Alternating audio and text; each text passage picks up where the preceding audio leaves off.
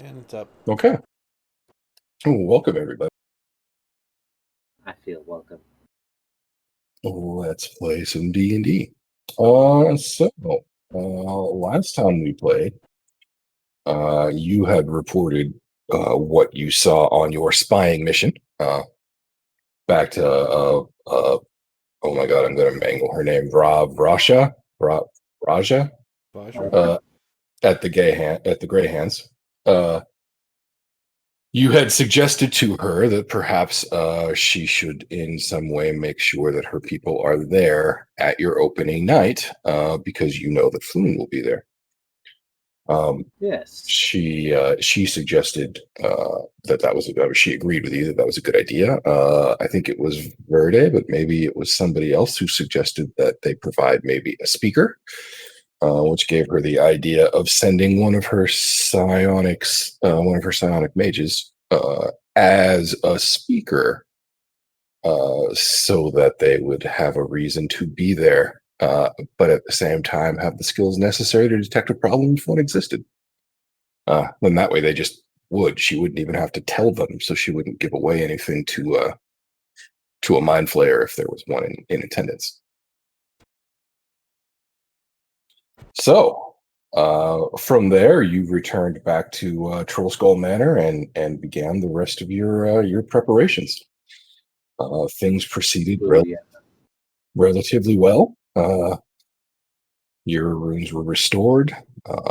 You've managed to stock all of your kitchen goods. You've got your larders, replenished. You've of course already restored the bar.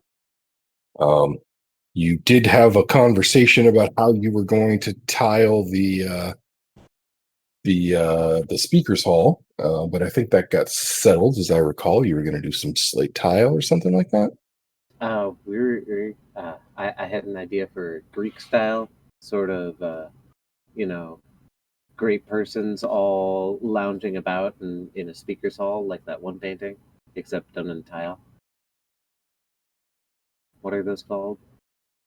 A forum. Yeah, no, well, yeah, the forum, but I mean, what is the thing called with the little tiny pieces of tile that are put it together into like a mosaic. A fresco? Yeah, a mosaic. Yeah, that's right. That's right. You wanted to put a mosaic into the floor of great people speaking at a forum. I understand. Yeah, and then tile others. But yeah, all in tile so that it would do the tile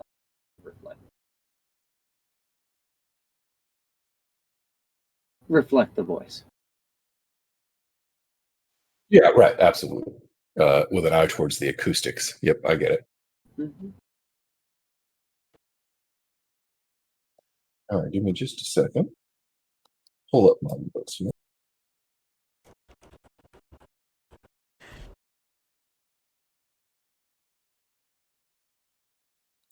My notes are being evil.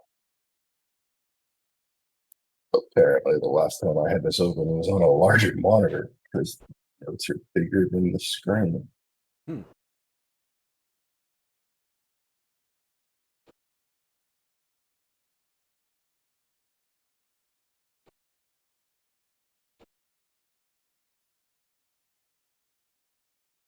Oh God, why would you do that to your chicken nuggets? Cover them in blue Kool-Aid and bake them in the oven. Wait, what? Yep. He made a sauce out of blue Kool-Aid so that he could make blue chicken nuggets. I mean, I guess that's a thing.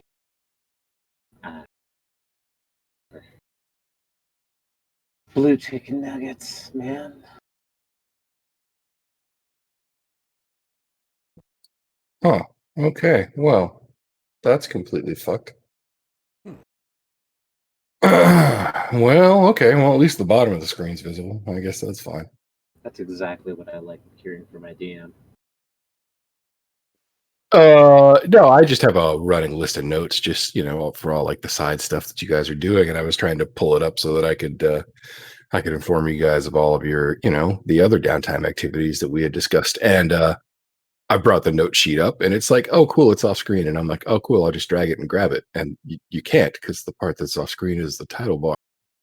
So I'm like, oh no, I must have opened this on my bigger monitor. So I moved Fantasy Ground over to my bigger monitor, resized it, and Windows in the exact same position. So I'm like, oh no, it keeps the location and size of the window. Uh, I think I'm fucked. I think this note page is never moving ever again. There Yeah, has you to be might a need way to. to Control A and copy it out. Yeah, totally. I'm not too worried about actually like losing the data or anything. I was actually kind of just mystified at the UX here. Yeah, that they have the thing locked in the lower right corner. That's always kind of pissed me off. That's some fucking Mac bullshit. Hey, now back off of my Mac. Oh. I like it cheesy.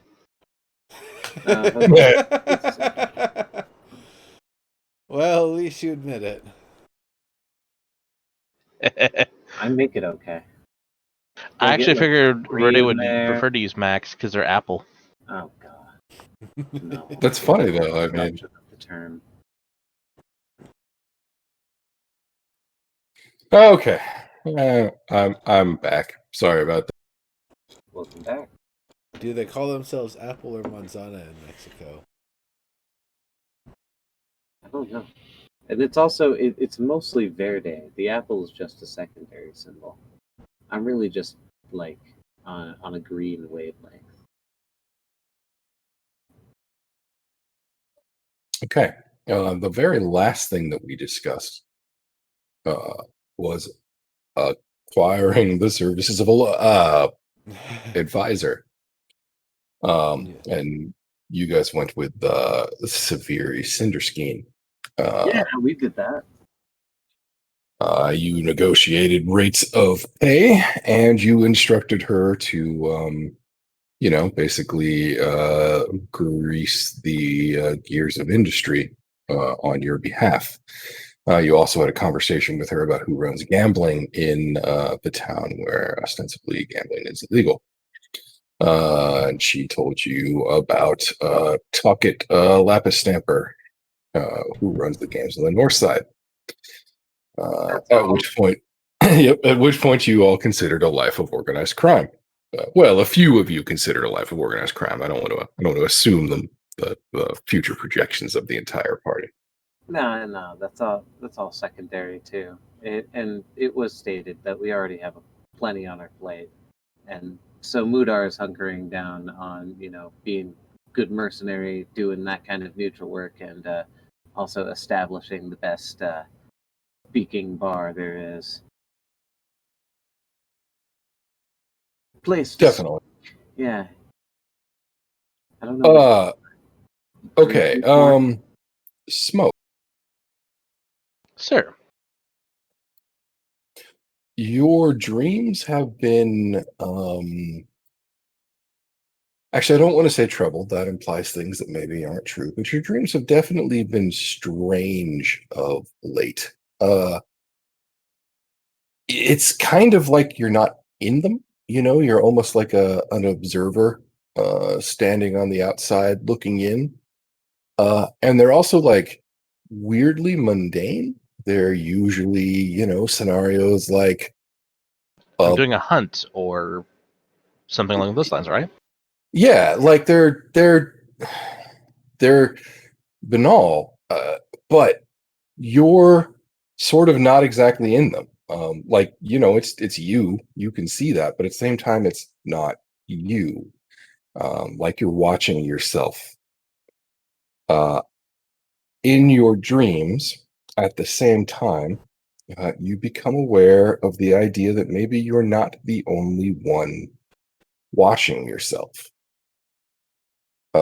You don't have any like way to change your perspective, your point of fixation in your dreams, so you can't like look around, but you feel like just off the corner of your vision, off to the left, is like a presence. Maybe somebody standing there, but you don't see anything, and you can't exactly turn a head you don't have. So it's kind of unsettling. not, scary. It's not a fight or flight thing, but at the same time, it's weird. Whatever that presence is, it doesn't seem to act. It doesn't seem to do anything, but it seems like it's always watching. And again, the scenarios of the dreams, what you're doing changes from moment to moment. Like from dream to dream. Sometimes you're prowling rooftops. Sometimes you're in a forest. Like but again, they're pretty normal dreams. Almost like the content of the dreams doesn't really matter so much as the presence that's watching them. It's almost like somebody's reading the book of me. That's an interesting way to put it. Yeah, it is kind of like that.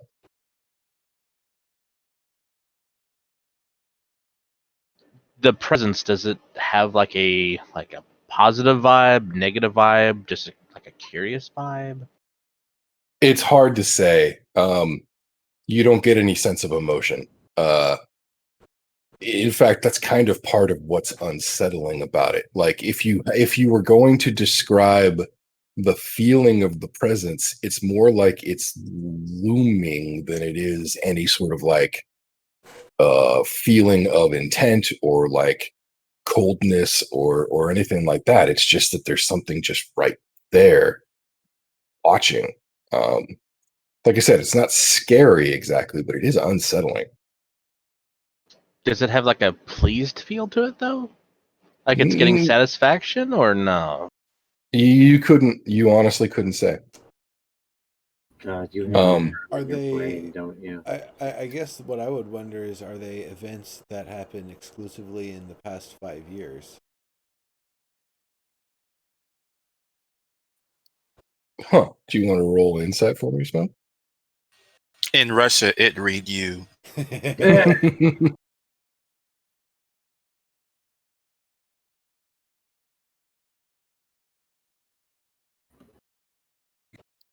Actually, in point of fact, you realize that it's almost exclusively things from when you were the age you are now the first time.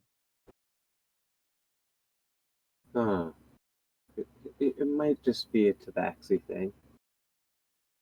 It would Huh. also be What, that you did have Tabaxi get their age reversed by a dragon? No, I mean like no, it has to do with their physiology. I would I see what you're saying. actually Interesting. that's actually rather interesting for today. Actually, I would mention this to Z because she is the definition of magic, and this definitely has a feel of deep magic. Okay. 1 second. Don't mention it to me. I think you have tadpoles on the mind. That's no because of games you play, sir. Yeah, absolutely. I am primed.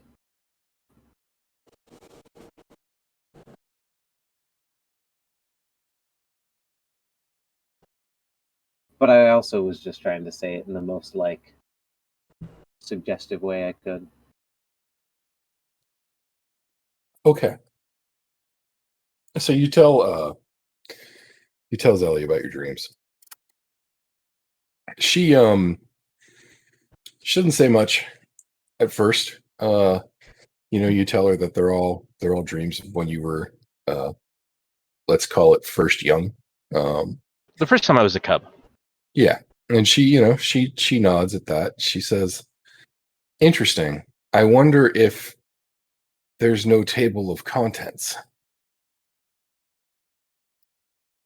And she looks at you and she says that, and she says, "If I didn't know that you were younger now, and I wanted to see what you were doing, I might, for example, jump to the part of the book where you were as you appear now." Oh my god, you might have tadpoles on your mind. Interesting. So,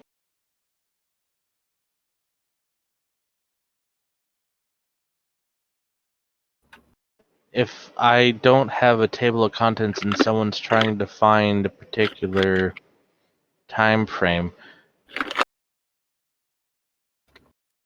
They might make the wrong assumption and jump to the wrong part of the book, so to speak. right? Would it be a good idea to make a table of contents, or should I just relish in accidental privacy? You're aware when this happens, right? I mean, you describe that you see sees not the right word, excuse me. You describe that uh you feel the presence, the viewer. Right. It's not hostile, not even curious, but it's part of why it's unsettling. Like there's no joy, no happiness, no emotion, no heart. Just a presence. Hmm. You might want to try to figure out how to speak to it.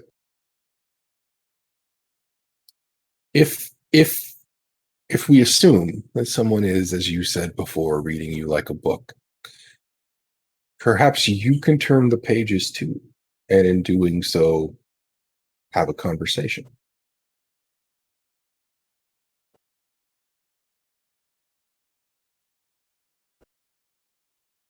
Oh, is this like the game where you have a sheet of words and you're like pointing at the various words using only that as the way to tell a story? Oh, that sounds fun, she says. Yeah, that's one way to look at it. If you can't speak with words, if you have no other way to act, I figure could out how to turn the speak with the way that you can act. um. Do you know a good book that could help with that? Or would you know a way to possibly turn the page? she laughs and she says, that's actually not my magic. There are things that I could potentially do. She thinks about it for a moment and she says, uh, if I had the right material, I could perhaps teach you how to speak a different way, with your mind, for example. Oh, that's interesting. That could also be useful when with my Shinies. compatriots. No, I Well, could. it would only work once. I would have to make you a scroll. I don't think I can teach you my magic. Mm, But it would give you a way to communicate. You could use it, as you went to sleep, I suppose. that's interesting. What would I need to get for you? That does not sound like the easiest type project. She says, "Oh, a few things, some reagents, some good paper. I can put a list together. Let's let's." And she sort of tuts as she suddenly has a project, and she says, "Let's uh, let's go on a shopping trip Um, after the opening day." okay, that sounds reasonable. It'll also give me a chance to we'll be able to confer with what you're wanting to do with that shopping list with Clargus and Diggs, so we can make sure we have enough coin on hand to acquire it. Nothing quite like walking into a shop and not having enough coin. Right. That is a good point. So she basically says, "Okay," and then she wanders off and goes and does stuff. Hopefully, she's Okay. teaching Kikanol, or helping him out with his math. Yeah, so Keegan's kind of shy. So he hasn't really been in everybody's face or anything, but he has been quietly learning his trade. Um, he has also been dressed up like a glorified doll several times by Zelly. Good. He seems to put up with it though. And for opening day, he actually appears pretty well put together for what he has. He's dressed himself in what appear to be sort of like a slate gray affair of trousers and waistcoat over a white shirt. Uh, he actually looks pretty maitre d early, if that's how that's said. What? Maitre d early, Mater Yes. dearly? like a maitre d. Yes. Ah, yes. Okay. Now I understand thee. Well, great. Fucking hell yeah. Yeah, gentlemen, I think that you are ready. Okay, I know definitively that there are two people slated to speak on your opening night for sure. One of them is Volo. The other is the psionicist from the Greyhands. Was there any other sort of Maloon.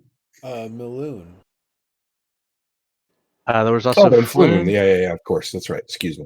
Well, and Floon, possibly yeah, Floon and Maloon. He was going to talk about his not Fighters Guild Union stuff. He was actually really He was Yeah. amped about it.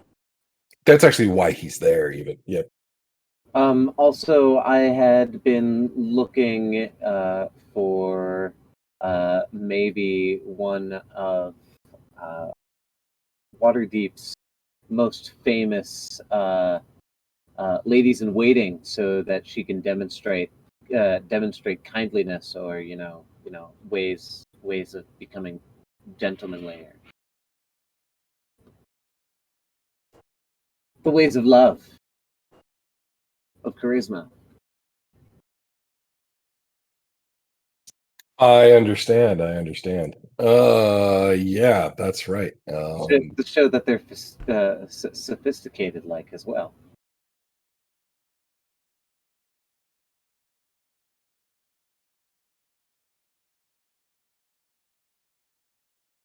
Yeah, 1 second.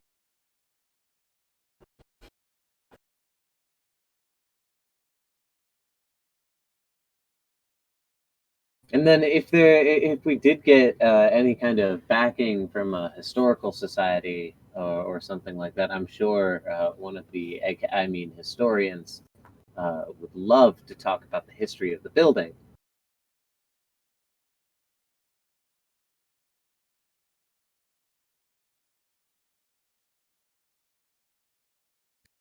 Okay. So not everybody comes through. Uh, However, you are approached after the grapevine sort of finds out that you're looking for well, for lack of a better way to put it, a hostess, a madam, maybe, Yeah, uh, exactly. A to madam might discuss even be better. the kindly arts. Nobody bites. Everybody thinks that perhaps you have some association with the guard. It's not a very trustful business.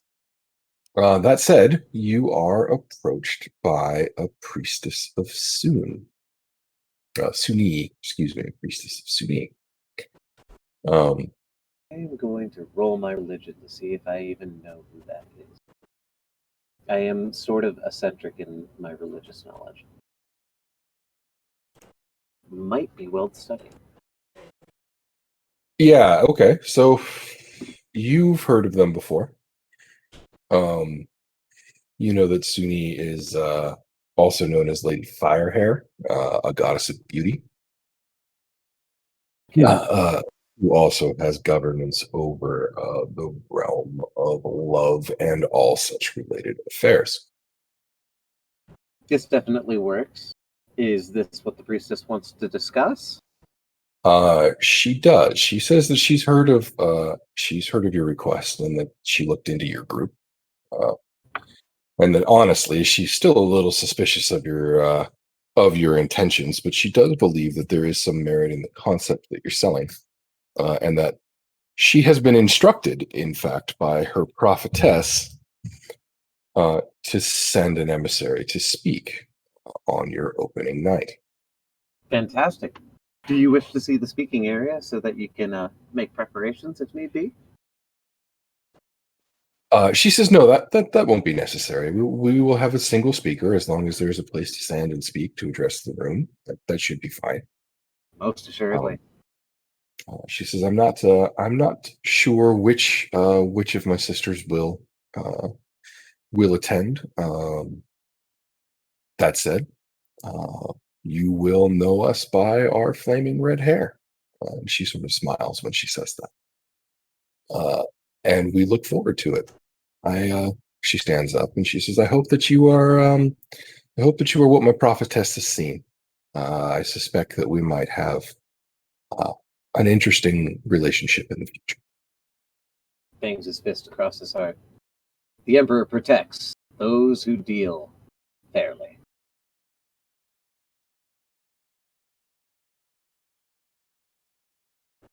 And she nods and she says, as the Heart Warden protects.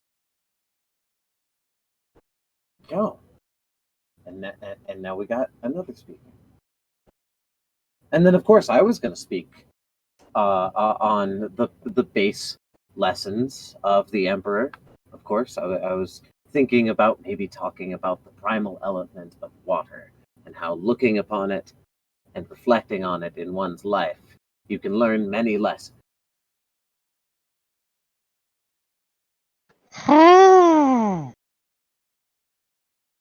What?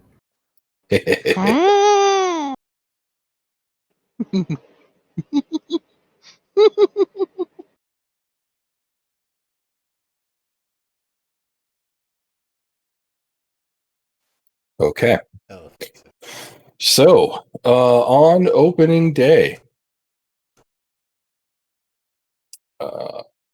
everything seems to go fine so far. I believe you were planning an evening opening, correct? Or were you planning to open midday? Let's say midday, guys. I mean, we got plenty of speakers the last several hours. yeah. Okay, I think we were altering the opening time based upon how many speakers we had. that makes sense. We want enough time for everybody to be able to pregame. Yeah, no, totally. It actually it occurred to me as I was speaking, you guys might actually have wanted to open earlier. It's why I threw that on the table. So, how many speakers do we have? That's like 9? 8?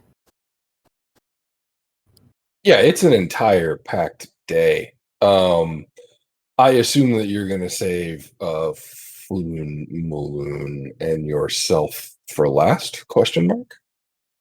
Oh, I'm not a highfalutin speaker. I'll go somewhere in the middle. We Okay. want the finale to be, a good hard hitter. Yeah. Okay. Fair enough. So who do you want to set up last then? Maloon, Volo. Volo would make sense. I mean, he's famous, even if a lot of people think he's kind of intolerable. Yeah. So what do you all think? This is actually part of how we're advertising ourselves. think- We do want to plan for peaks and such. I think Volo would actually be a good choice to go after Maloon, so that way there's a decent chance if anybody was, keeping an eye on Maloon for any fuckery or anything, they'll still be in the area because there's, another speaker going right after. That they're not going to just disperse. But it's towards the end, so if we do need to corner someone, wait till people clear out, it's a little more subtle.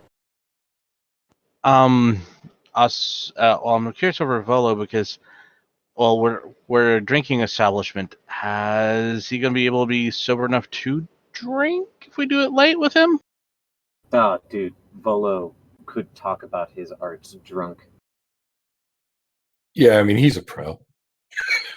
And honestly, Mudar puts his hand on his chin. I think maybe putting Volo last might be a good idea, just in case any shenanigans might happen on our first night because of our plans with with the psychers and such.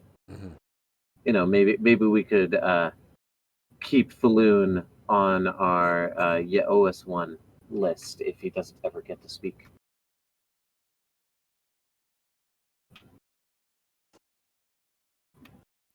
I see. I see. But also attracts a lot of attention. Absolutely.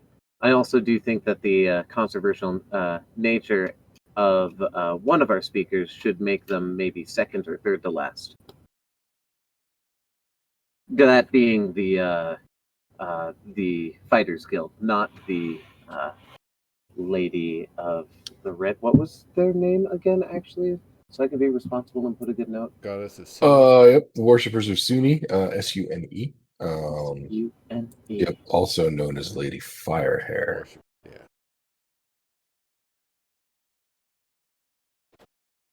Yeah. In fact, like basically attractive women with red hair, whether that's their natural color or not, is kind of their jam.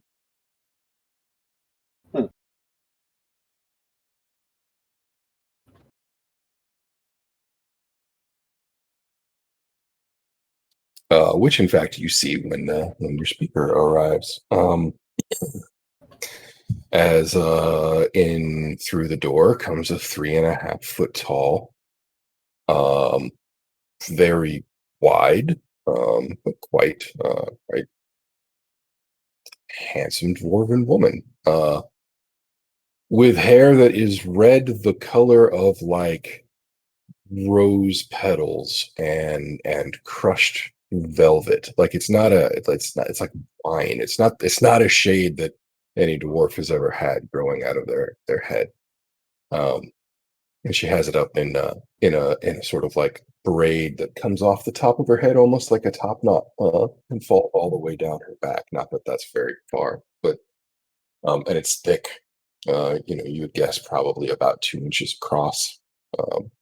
She's got a lot of hair. Like it's a healthy braid.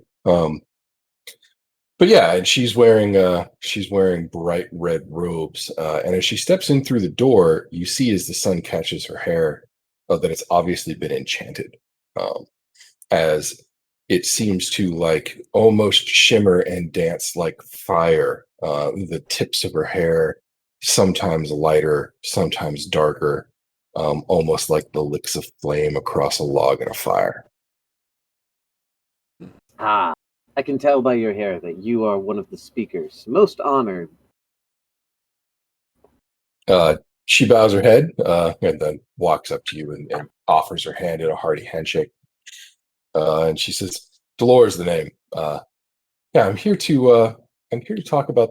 Well," and she kind of blushes a little as she says it. She smiles and she says, "Love." That's exactly what we would love to hear from you this fine evening. There are a couple of spots. In fact, we were discussing the order to which our speakers would be in now. Or would this be later? I'm getting continuity mixed up.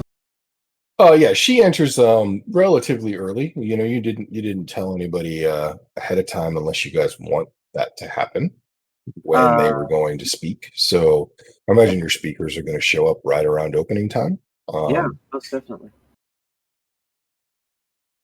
And they'll funnel in, as they see fit. Like you're not going to see Volo immediately for sure. I doubt that dude gets out of bed before noon. Honestly, Fantastic. I mean he's a writer. Oh, yes, absolutely. I've lived with a writer or two. You have? Really? Really, really? So I worked on a game called Dirty Harry, which, as you may guess from the name, is based on a movie property starring Clint Eastwood. Oh, yes. One of my favorite writers to work with on Earth was the writer that we had on that project, a dude named Kelly Wand. Uh, Kelly was a character, like great writer. Loved working with him. Would recommend total pro when it comes to actually writing stuff, but like was the first guy I had ever worked with who would just walk into a meeting an hour late and be like, "Yeah, sorry, I was taking bong rips this morning and totally forgot there was a meeting." He was taking what? Bong rips. Oh God. Yeah, dude was a great writer. I am not knocking that dude's skill at all, and he was very clearly not used to working on games in terms of like, you know, how we expect people to keep a schedule when they work. Like he was very clearly on Hollywood time because he did not in any way, shape, or form expect anyone to care that he showed up when he did, or you know what I mean? Like in fact, anytime somebody on the team was like, "What the fuck, dude? We've been waiting for you for 45 minutes," he was always like, "Why?" It was funny. But yeah, man, writers. Shit. But yeah, no, we were just discussing that. I'm assuming that we have like some kind of chalkboard set up for speakers to, people in the bar who are there to. Yeah, that makes sense. Sure. Yeah. And so that really depends on how liquored up or, anybody else wants to talk yet. How full are we? We've started. If we have started, I think it might be wise to send someone out to get a crier or two going. Oh, that's a clever idea.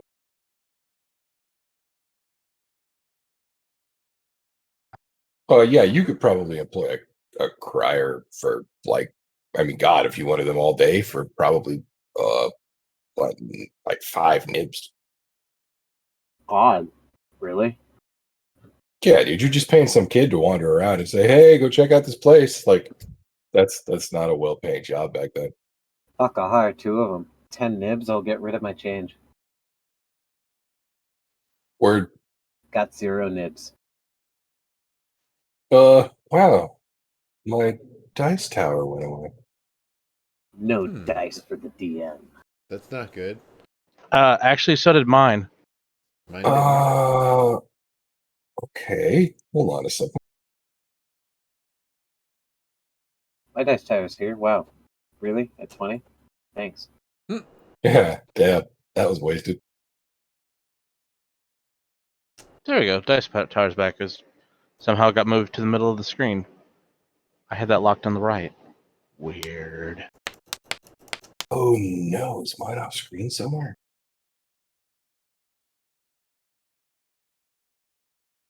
I mean, Diggs is a scholar. Diggs could talk at the talk as well. Oh yeah, you're damn right. Or is Diggs? I don't know.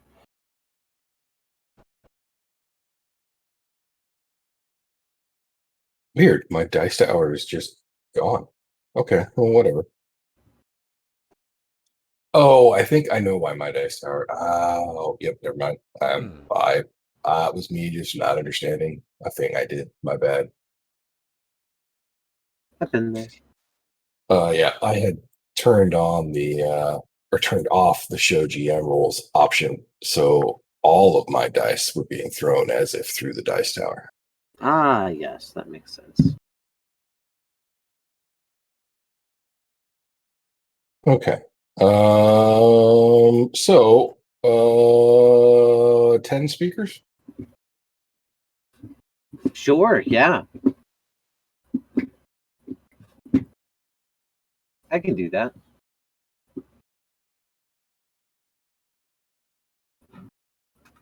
Okay. Sure. Now then, let me pull my notes back up because I just minimized them to find my dice tower. 22. Originally, by the way, I got to be honest, I said 2 speakers, 5 nubs for each speaker all day, but 10 speakers, I can do that as well. No, you're talking about criers. I'm talking about orators. Oh, yes. Never mind. Okay. I don't have to minus that then. Yeah, no, you're good to go, man. Sorry, I switched subjects. That was totally my bad. Yeah, 10 speakers. Yeah, so that's mostly up to them, though. Zolo, we're putting down on the lower end because he's not shown up yet. Yeah, I mean, he probably assumes he's the headliner. Cool, cool. So we're gonna put him as a headliner. There we go. Last guy to speak. People will be pretty liquored up too, so they'll be able to tolerate him. And we'd be able to do the warrior guy one or two before him. Yeah, exactly. Right when we're, everything is kind of comfortable. We're sober enough to be keeping an eye on things, but maybe not exactly thinking about it at the time. The psionic person might have gone before or after. Yeah, so I guess the real question I have is where in the order do you want to put Maloon? If we're assuming Volo's last and I already have him settled, where are we going to put the psionicist? And then if you have any other special placements, let me know what they are. I don't have any inkling towards a tactical position to putting the psionicist. The psionicist, I would think, would want to go after Malone. Hmm. That way he has a chance to really perceive, as it were. Yeah, while he's talking. Exactly. Okay. So Maloon should be third to last. The psionicist should be second to last, and then Floon. Volo, Bolo. Sorry, my bad. Bolo. Last. Yes. do you want to put okay, this is going to be like a comedy gag. Do you want to put Flume before Maloon?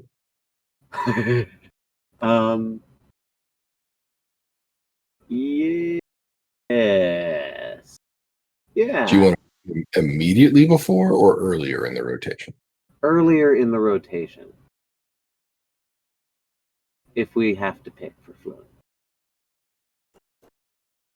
Yeah, we also don't have to. I was just checking to see if I understood where all of the you know,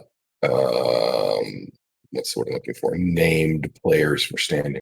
Yeah, it's Maloon and the psionicist that I actually had no idea tactically where to put, but Watch does argue the point for the psionicist to be able to listen to not only Maloon, but also to be able to talk after the fact. Maybe be able to watch what's going on in the crowd while he's, talking. So the only ones that really matter are the headliner and those two. And we already know that those two are just one after the other. Are we aware of any disagreements between the various groups that are going to be speaking today that we may need to arrange people to where they're not bumping shoulders, so to speak? So the Grey Hands are the only major faction player that have provided you a speaker. So declared allegiances, you have nothing to worry about. Generally, in Waterdeep, the unspoken rule is that in public, your undeclared allegiances don't matter.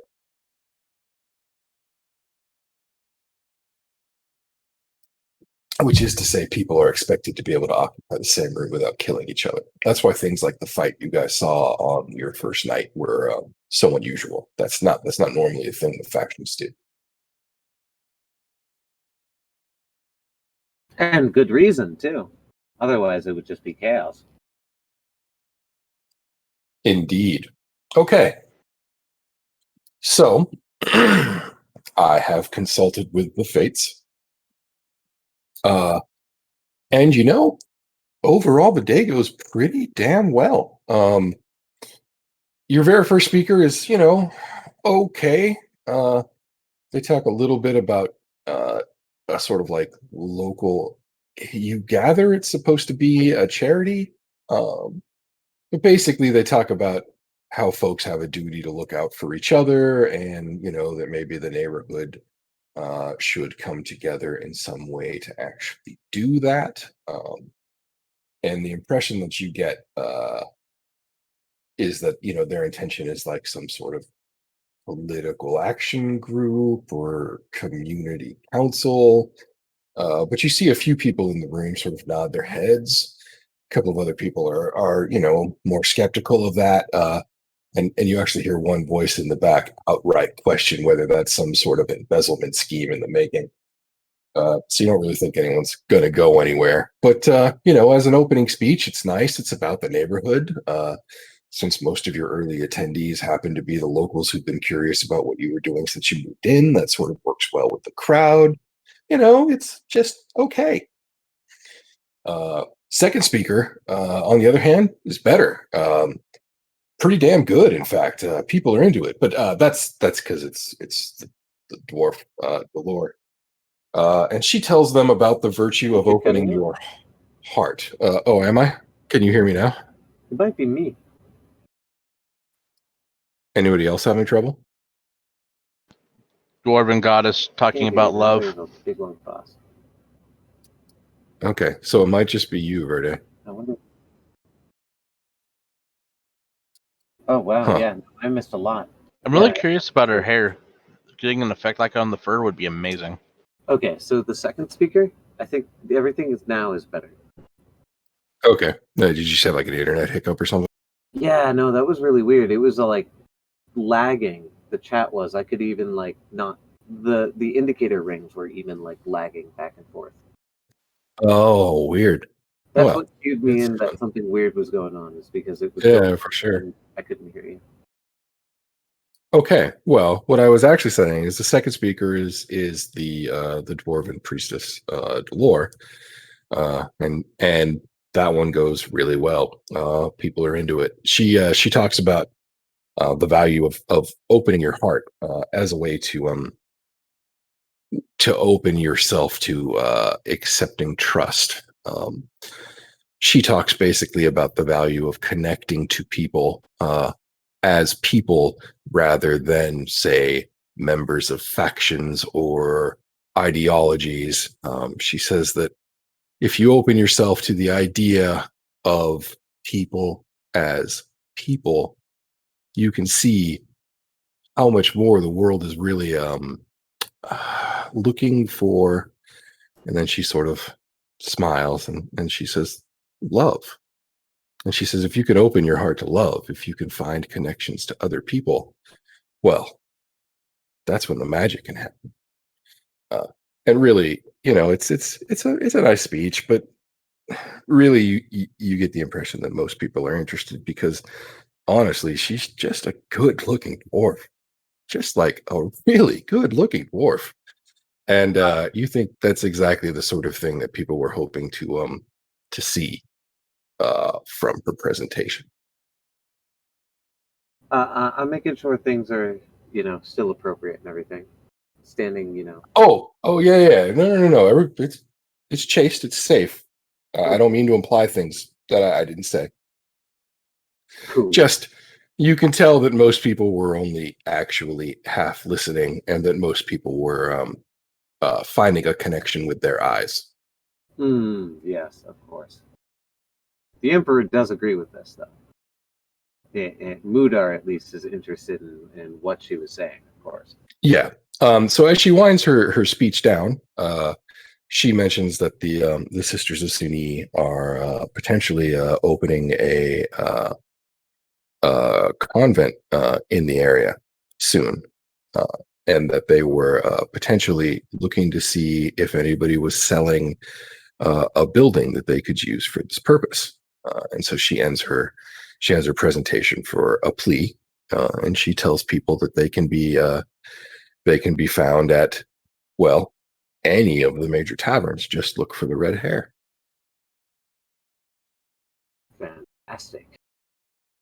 I have Really? a question, Miss. How do you get your hair to look like it does? It's so pretty. Are you going to ask her outright? If you do, she'll smile and she says, "Oh, it's a blessing of my goddess." Oh, that is amazing. She says, "All of us," and she sort of makes a gesture, and as she does, you see what amounts to like a ripple, almost like a wave on the ocean of like bright yellowish white fire spread from the roots of her hair down to the tip, before sort of snuffing out and returning to its normal red. And she says, "All of us have this blessing." That is so cool. It's beautiful. What an amazing blessing to receive. She smiles and she sort of pirouettes in place. And she says, "Isn't it though?" She says, "The value of beauty cannot be understated." Oh, Mudar. by no means. The most deadliest of creatures in nature are the prettiest. It's a sign of the danger. Her eyes twinkle when you say that. She says, "Indeed, indeed." Mudar Uh, nods silently, just happy that this is going so well.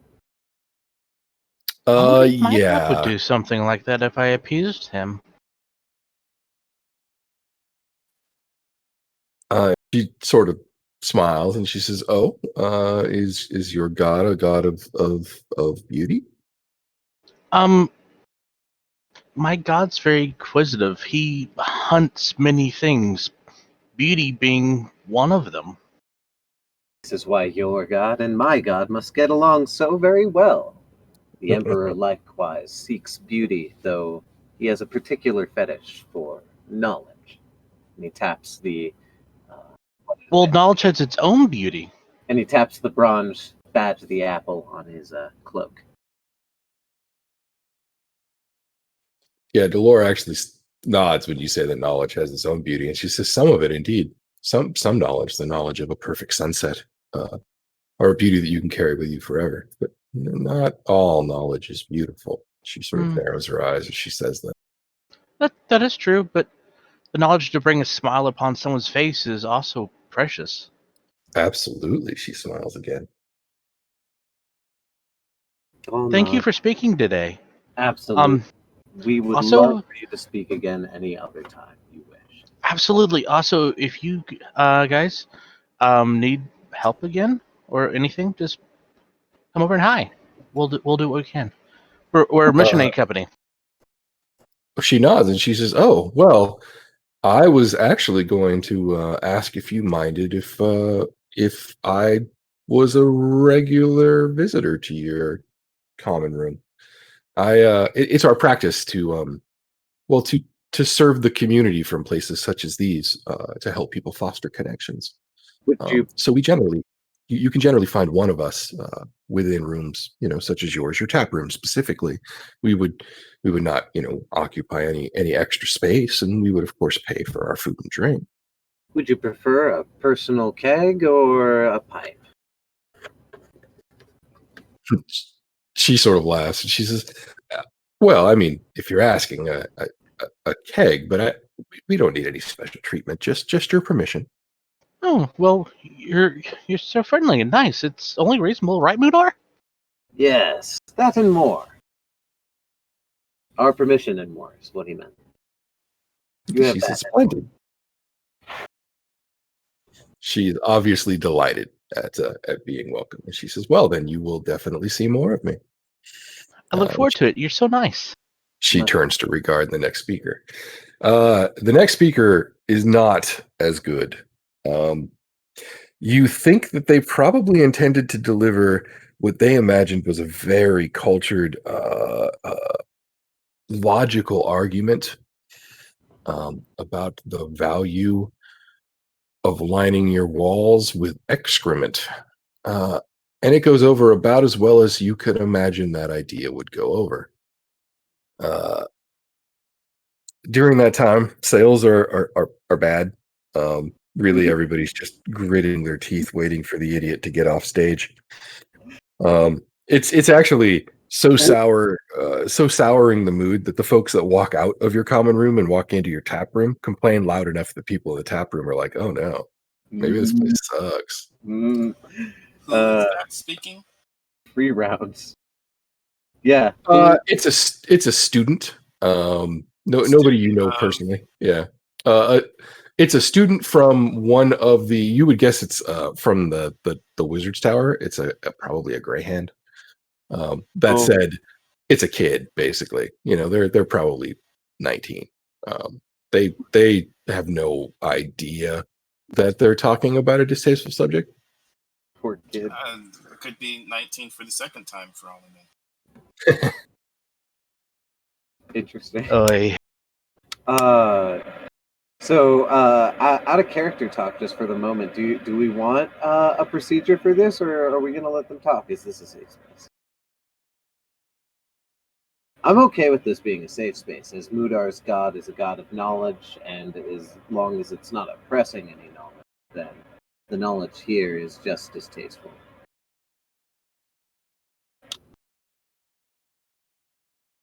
I'm just trying to figure out why he's talking about making a dung house that you would use in the Tega or other locations, but It's really hard to follow the logic of his argument. It involves an esoteric definition of energy that can be derived from the compound as it expands slowly based on temperature differentials.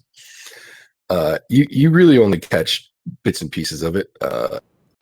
Apparently, the idea is that it can somehow power its own magical battery, and thus you can do amazing things like automate your home. I guess. Again, it's really hard to follow. We should connect him to some farmers.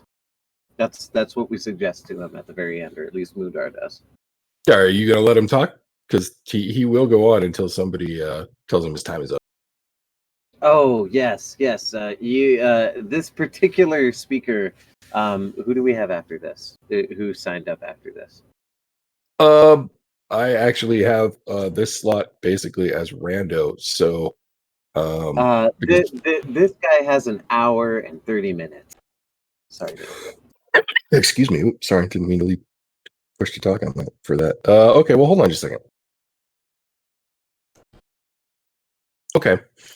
The next speaker is actually a butcher who has a shop, on the west side of town.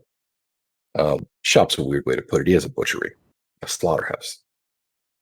And he actually begins having a conversation that people immediately basically tune out because they think it's kind of more of the same at first because he starts talking about filth. But you realize that what he's actually talking about is the need for better sanitation in the city. And it takes him about 15 minutes to get into it, but he begins to work up a big screed for basically taking the nest of tunnels, the warren of tunnels that is the sewer beneath the city, and completely rebuilding the whole thing, literally leveling whole districts of the city to strip off the top, fill in old tunnels, dig new tunnels, and basically build a whole new system that can get the offal out into the bay. So I don't know if this is gonna actively support like a movement or anything like that, but if I can do anything to support his speech by directing or asking questions at good moments as an active speaker or a moderator, is that something that could happen? Yeah, potentially. We could do that a couple of different ways. On success, I'll let you roll 1d10, and then I will use that number in the stuff that I'm doing to see how all of these speeches go. Yeah, fantastic. Mudar was thinking. So as far as skills, as far as like how you would want to influence the room, I can imagine several different approaches. So you're talking about like interjecting the right sorts of like supporting questions and stuff like that. Most definitely. Mudar was thinking, especially after that student, is that maybe the student themselves could have benefited from some kind of moderator. This is an open night, so maybe a person who could direct if they notice that some attention is being lost. Right, someone who can be the other side of the dialectic when they need, for example. Most definitely, you got it concisely. Yeah, I totally get it. Okay, yeah, that's a great idea. So, okay, I can see 3 different skill checks maybe applying here, depending on how you want to play this. Insight, if you're straight up like analyzing the argument in real time and injecting what you think are the right comments at the right time. Persuasion, if you are explicitly trying to get other people to agree. Or performance, if you're merely like acting as a credibility prop so that it goes smoothly. Which approach do you want to take? This particular one, I want to just get them to agree, but I think if I do this more in the future, it's going to be performance or insight, depending on the argument. Just because I kind of want things just to run smoothly because it is my, hall. But I also would like to, analyze the argument. This one I want people to agree with and to actually get attention towards. So I'm going to use persuasion in this occasion.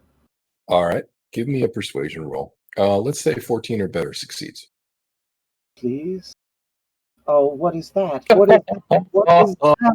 What is that? Man, you try. I mean, you do. You interject at all the right times. And like you know the dude's argument is a good one. I'm just too excited. Yeah, you're just like you kind of like stomp on some of the points he's trying to make. You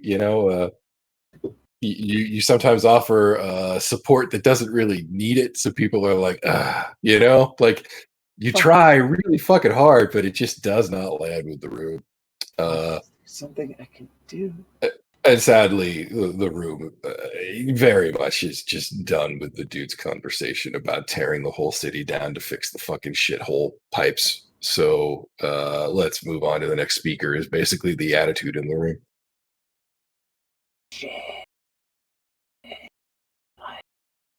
Magic. My magic is about fear. That's too bad. God damn it. I apologize to the guy profusely. I say that his argument's pretty damn great. I like it. He should speak again.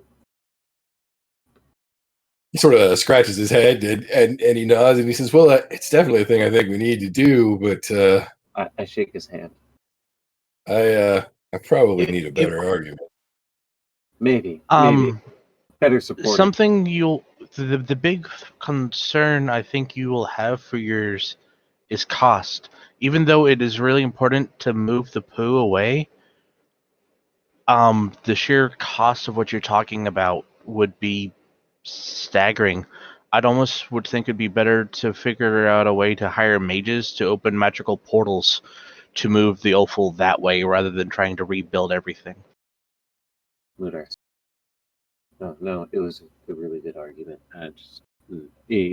No. I agree that we need to move the poo better, but the sheer cost, you're basically wanting to rebuild the entire city, and we're talking hundreds of thousands of moons. I mean, like I can't count that many moons. Well, we don't have to do it all at once. He says we could do it over time, one ward of the city at a time. Exactly. No, you're not wrong. It's just that But you're even spreading it across all the time would the number would be staggering. Also, I'd be afraid of destabilizing the portal for the dungeon. Magics and layers and stuff and things. I could see that possibly being a problem. You don't think the sewer connects to the... Good God, maybe the problem's worse than I thought. It's possible. I mean, do you know where all the sewer goes? I don't. And the Underdark is underground, right? I'm gonna call him Jon Snow. He says his name is Khalik. Does that not make sense, Kalik? That it could be connected. I mean, you will find monsters down in the sewers on occasion. I've taken jobs to hunt them. They're little ones, but still, monster's a monster. Imagine the cost of that over time, though. I mean, how many moons does it cost to keep our sewers clear of that infestation? And he sort of nods and waves you off as he walks away. But you get the impression that now he's considering a whole new tactic to argue from with your suggestions here. We'll be seeing you, Kalik. Go grab a special. On the house. Speakers drink for free. You're not. And he says, "Well, thank you." Also, sorry for the random text on the tech bar. I spilled drink all over my keyboard. Oh no, So far, it seems okay. that's good. That's my nightmare right there. I've lost so many good keyboards that way. Computers. I have also seen whole computers lost that way. I have knock on laminated wood. Never spilled drink on a whole computer. Well, in this situation, it fountained like a rocket. Like it went to drop, Oh I Jesus! snagged it, and went up. So it hit monitor, keyboard, mouse, and my shirt. So yeah. Yeah, totally. Oh, dude. Yeah, we gotta find a guy to a supporter for this Kalik person, Clargus. That guy has a good argument. In between, stuff. I don't know. Clargus might be busy helping the downstairs because that's a whole other room. No, I did catch part of Kalik's argument. I think he's gonna need to bring maps and things to really show exactly what he's talking about, because the moment you talk about destroying entire neighborhoods, I think people tend to just tune out and think, "Oh dear, this is a dreadful idea." Well, And then maybe the other thing is, what neighborhoods do need to get torn up for this? Um, one of ours, like ours it would. it would be something where there would need to be compensation for those people, or some way to Per- move the entire neighborhood somehow. Perhaps we could just lift it all up, like the entire neighborhood. Oh, turn the place into like a floating island for a little while? Yeah, exactly. Out of character, that's been done in real life. Yeah, I've seen people move buildings. It's a trip. I mean, it's an entire city. Again, Really? no matter what we're talking about millions of moons here. Like, it's beyond my character's scope of grasp of like just how expensive. That's one of the reasons why I recommended the portals, because that sounded cheaper and more feasible than Right. rebuilding everything. That's actually a pretty brilliant solution for what it's worth. I mean, it's a city with a mage faction. Like that's a thing that you could make happen. It was Chicago, by the way. They lifted Chicago 14 feet and more up in the air on hydraulic presses in order to create a sewer system. Wow. Hundreds. Wow. I knew they did a thing to stabilize Palm Springs, which I heard did not work, but I did not realize they had jacked up fucking Chicago at some point. That is amazing. Yeah, it is absolutely amazing when I In heard the about it. 1800s. Holy shit. Yeah, it's because they Well, that needed would also be a lot smaller at television. that time. Sure. Still, that's a feat. Oh yeah. What was even cooler is that it was so stable that all of the shops and stuff were still open while blocks were being lifted up. Oh my god, that's some SDF1 shit. Also, on top of that, they at the very last day let people walk between the beams that lifted up the buildings. There was a Just so moment you can there. walk under the city. That's crazy. Yeah, there was a moment there in history where the worst disaster in history could have happened. Right. Absolutely. Wow. Yeah, That's pretty amazing. yeah, it is. I really like this fact. Yeah, today I learned. That's pretty impressive. Sorry to derail everything. I was just all like, yeah, no, it's just interesting subject about building new sewer systems. You don't Yeah, that's exactly a fun have to diversion. lift up everything. You just lift up the whole block. Okay. Next speaker is a member of the Vintners Guild. And they give a speech that is as much about introducing you to them as it is about anything really constructive for the community. I mean, he does talk a little bit about properly storing wine in cellars and how to tell a good vintage from a bad, how to spot a fake. But again, you keep feeling like he's basically making a pitch that the guild is useful to you. You realize, partway through. I mean, it's a good speech, by the way. This guy's clearly given this pitch more than once, and all of the folks in the room for whom this pitch is not even full, they're perfectly entertained by his stories and the way he strings all these pieces of advice together. Like he's a good speaker, and in fact, the room's really happy with it. But Need any- but ultimately, you realize, oh, he probably got an invite through your advisor, Cinderskeen, uh, who's been passing bribes around, and so he's probably trying to make a pitch so that you understand what those bribes are worth to you, so to speak. Exactly. Well, they seem to be pretty worthwhile. I mean, Yeah, so they can help you with all things liquor is basically what you get at the end of it. From storing it to appraising it to turning a blind eye to the fakes that you're appraising at a much higher value. Like the way he artfully weaves all of this stuff together, again, you realize he's giving you a pitch for the grift of their operation. Basically, if you want to pass off shit wine as good wine and get away with it without getting caught, they're the people that you want to talk to. But if you also want to find good wine, they're the people you want to talk to. Clargus, we might want to talk to these guys about reproducing the special that we have. Oh, most definitely. Or assessing its rarity. We already assessed it was rare, didn't we? Oh, but they'll give a much more formal assessment. Most definitely. And we'll get it out there too. I mean, like, sure, we'll have to do some kind of finagling and deal with it. It won't be like our secret thing. We won't Coca-Cola it, but I mean, it'll be okay.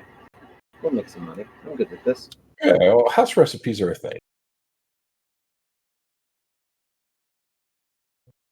I mean, you don't need to go full blown Coca Cola, I suppose, but there's an argument that you could. Well, we would need to know how to reproduce the weirdness, and that they need to find a way to advert. Like they would be the best people to advertise how the weirdness of our brew came about. Just because it is somewhat distasteful. Yeah, I get what you're saying.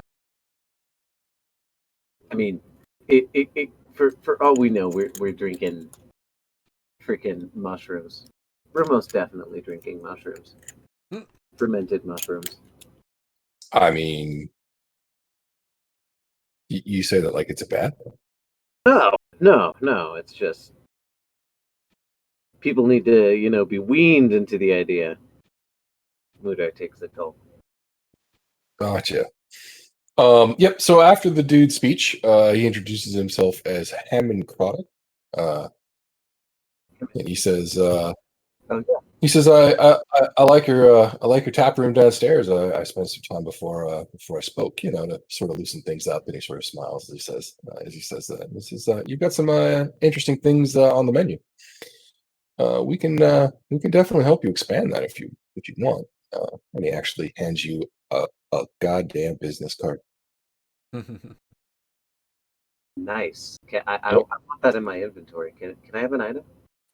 Yeah. I will add it for you. That's awesome. Thank you for the great talk. It was interesting to learn all that there is about that. So I like it when my connections meet up with their connections. I knew about Haddon Craddock. We've actually met once before.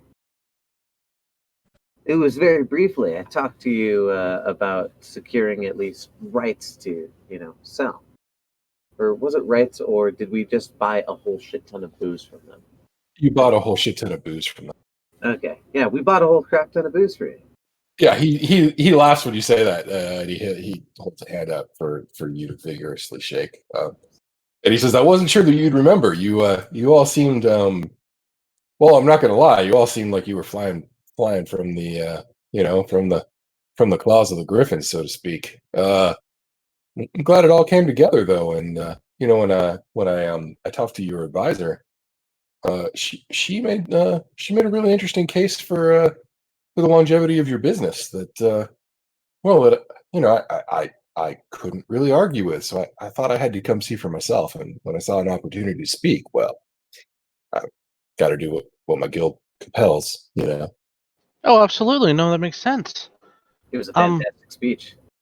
We actually could use your services I specifically was with our wondering, how special. long does it take to make mead? I didn't really hear you talk about it.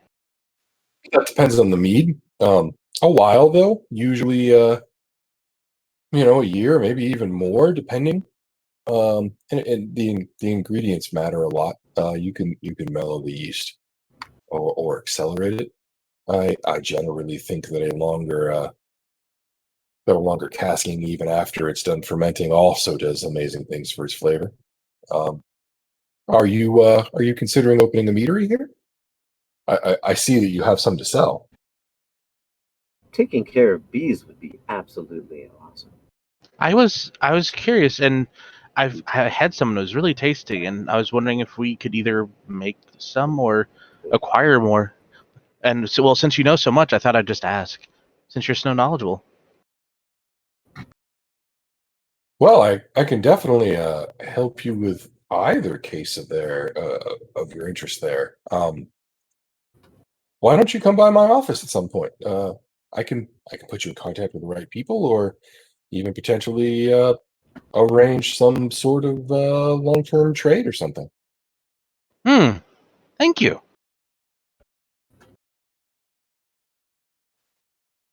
He nods and shakes your hand. And he says, "Thanks for the opportunity to speak. Again, it's a lovely place you have here." He makes his goodbyes. Thank you very much. It was a good opportunity. We will definitely be talking to you, Emma. Okay, next up is Floon. And so Floon gets up. He looks around the room, uh, looks over at all of you, uh, looks back at the room for a moment, and he says, uh, and for a second you're kind of worried that maybe he's a little drunk. But And he says, ladies and gentlemen, the city of Waterdeep is a cesspit. And he launches into an almost revival style, like tent revival style sermon about the problems of the city. In some ways, you can actually think of it as the sort of like dark mirror to Dolores' speech earlier. Uh, he talks about how the various factions have divided the people, uh, how the only way the guard can keep the streets safe is to trample on the freedoms that people have, been used to in the city for generations. And he basically just talks about how things kind of suck now, and it's all about the fact that the factions are at the point where they're actually like fighting in the streets, and that the only way that we're ultimately going to ever fix this problem, he says, is if the communities come together, if all of Waterdeep acts as one. And he makes a sort of impassioned speech about what amounts to a neighborhood watch program. In a way, he says all it really takes is for watchful people to spot trouble, and then the right people can deal with that.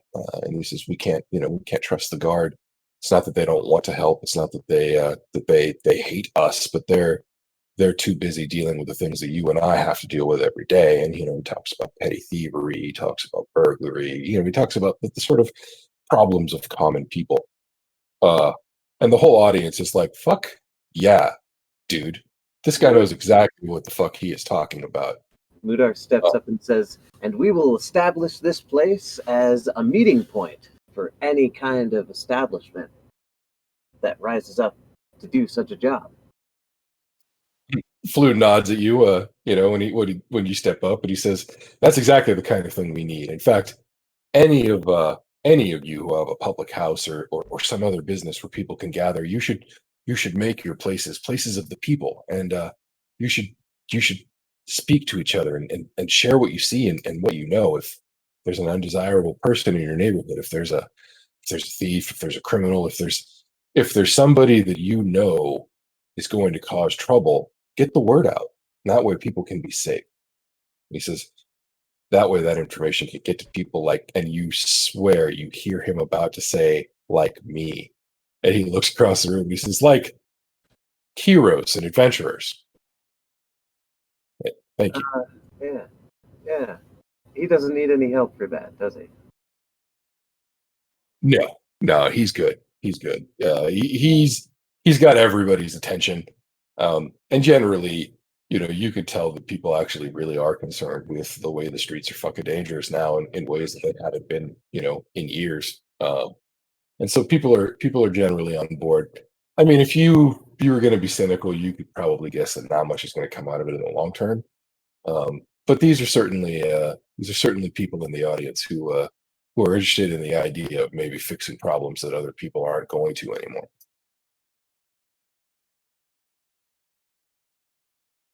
It's a movement. We gotta get it moving. Yeah. Up next is you, Mudar. Ah, yes. Thank you everybody for coming here today. Do I do skill rolls out of character? Yeah. Well, how do you want to handle this? What's your like? We don't need you to like give us a real dissertation or anything, but what's your approach to presentation? What are you gonna talk about? How are you gonna talk about it? Ah, yes. So it's going to be in the telling of sort of poetic story, Edda style. Okay, right on. Yeah. So I'm And thinking performance right now, but keep going. and Mudar is going to do a sermon based on how water is uh, uh, water is a platform element to which we, even as complex creatures, should look towards, and that we, like water, can become stronger, more agile, more in tune with our being. Yeah, and he just goes on some long, Right. So you're basically going to spin an allegory of some sort. yeah, exactly. It's Okay. basically the strength of water and how it's communal in its power and how it's also flexible and adaptable, how it has memory, you know. Okay. Does Mudar have minor illusion or prestidigitation, or any of those? I have command, cure word. Oh, wait, no, give me a second. I can prepare before my speech. Oh, Yeah, that's fair. I'll accept that. sorry, I should have asked. That's a good point. It's a logical argument, though.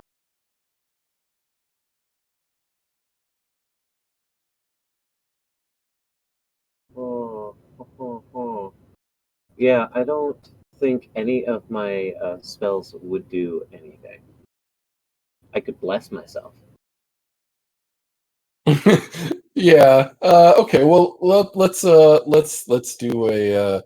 Do you want to do performance or do you want to do persuasion? May I do religion?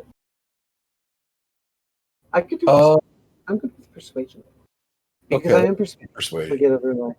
Yeah.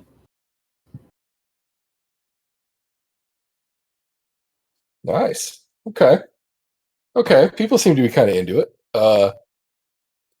There's a little like a bit of confusion at first, but it sort of builds up to a good message. People sort of get it. They understand the metaphor that you build, and you think they get an idea of the adaptability of water and how that might apply to their lives. That water Uh, travels just like we do on trading routes through the sky, through rivers and valleys, and it comes to all the oceans. right. Destroys. Settles in the low places. Yeah, exactly. He almost personifies water. Yeah, I like it. I dig it. Yeah, and yeah, I think the crowd gets it too. I think on an 18, the crowd's like, "Yeah, man, fuck yeah, I flow like water." Yeah, Yeah, and it goes pretty well, and it's pretty thoughtful.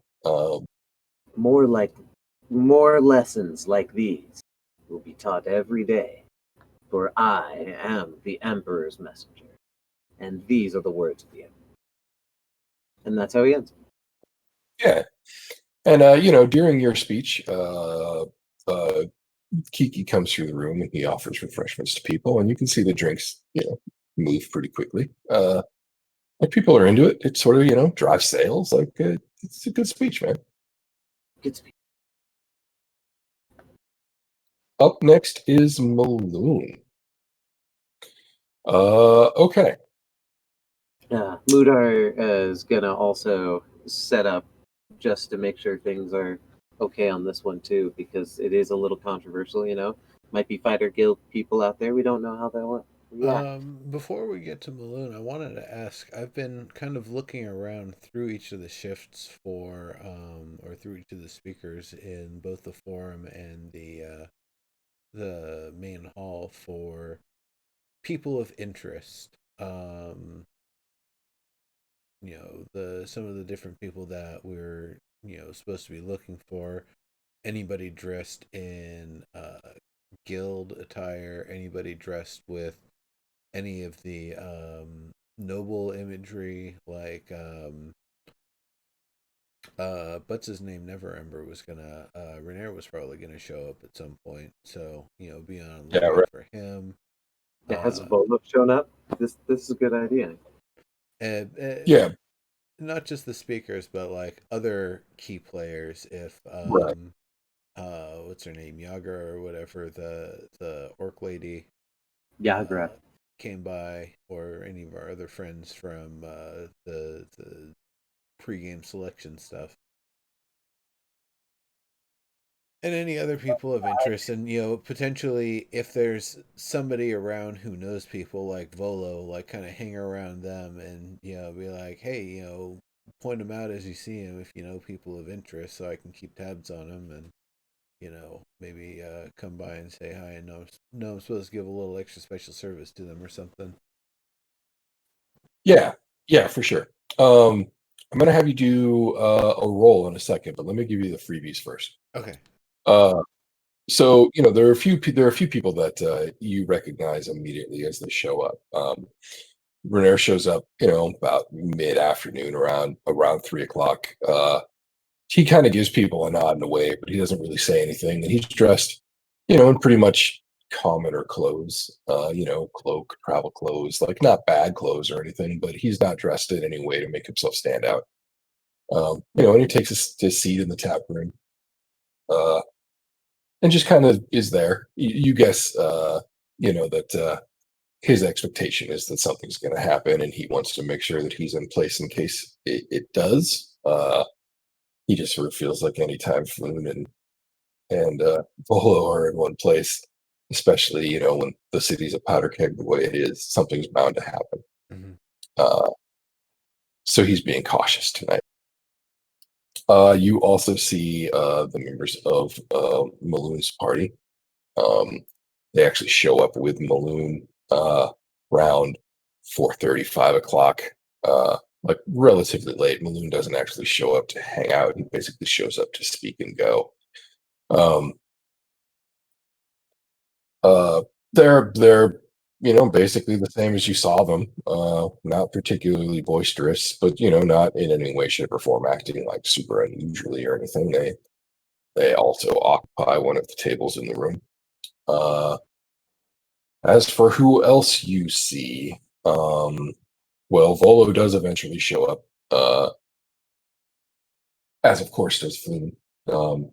They actually show up together. They show up right around the same time that Maloon's party does. Basically, just before Floon would have ended up speaking, so that was sort of fortuitous. They greet you. They say hi. Volo goes to get himself a drink. Floon goes to do a speech. Everything seems okay. Now, do you want to do perception or insight as far as like scanning the room goes? Probably perception, because it would be also kind of looking around the room at like just who are the people that carry weight that when they walk through, everybody turns and looks and stuff like that. Right. Absolutely. Mudar's a bit occupied paying attention to the speaker and what's going actively around there. I don't know if he would have the attention to do either. Yeah, Clargus has specifically been like kind of keeping an ear to the forums and checking in here and there, but mostly just like going back and forth between the place, making sure things are running smoothly, you know, walking by if people are starting to get rowdy just to make sure like, something's going Here's a to evolve bugbear. into a fight, then yeah. A bugbear who Yeah. runs the place just walk by and make sure you guys are in check. So Yeah, for sure.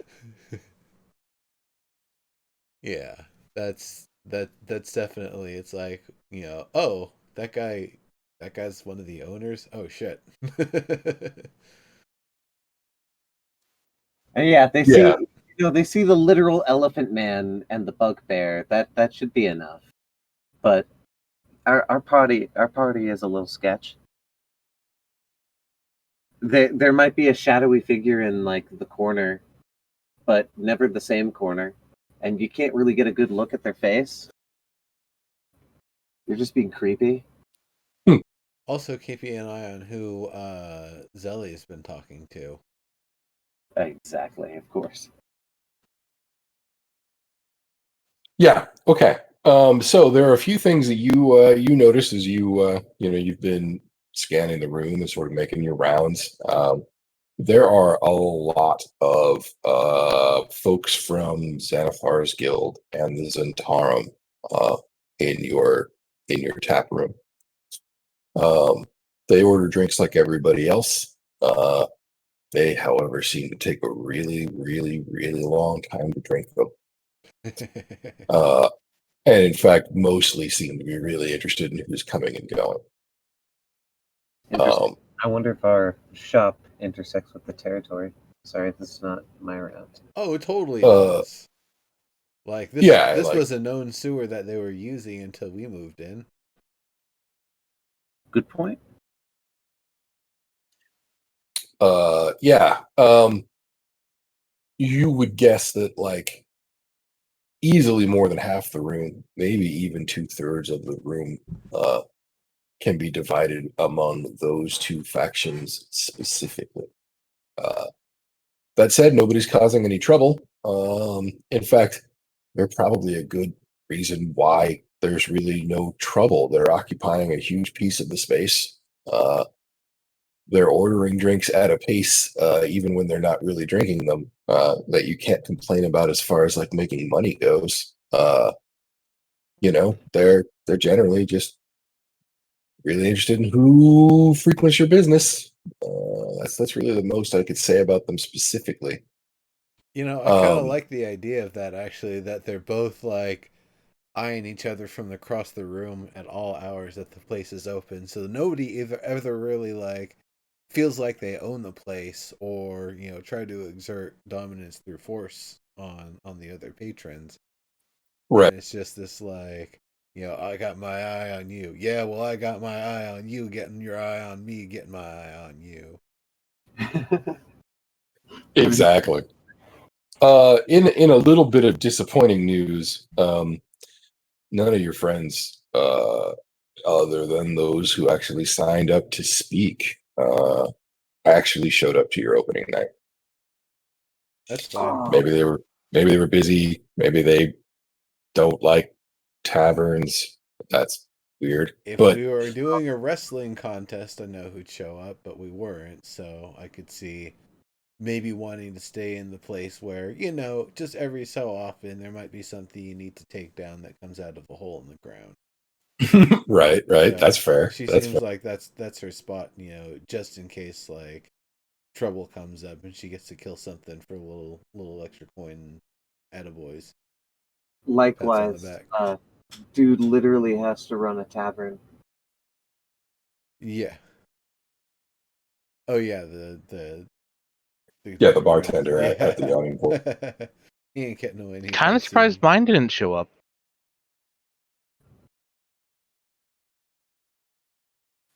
Yeah. Yeah, again, nobody explains why they didn't show up. But they didn't. Yeah, doesn't bother me. It's okay. The other traffic that you see over the course of the night, mostly locals, like people you've seen on the streets nearby or literally on, Trollskull Alley. So like your neighbors, that private detective guy from across the street shows up. The carpenter shows up. And they buy a couple drinks. They nod. They're really just meandering over to see what's up. They don't. None of them have an agenda or anything. What You do about not see. You do not see Greyhounds? your. Hold on a second. You All do right, not sorry. see your. You do not see your would-be rival slash whiner who complained that you guys got this place way too cheaply. However, he does not make an appearance over the course of the night so far. Oh, good. I was wondering when he was going to show up or not. Little man. Okay. Let me take a bio break for like 5 minutes if you Sure. all don't mind. All right. Yep. Back in a few. Good plan. Me too. Cheers. BRB. BRB. BRB. BRB.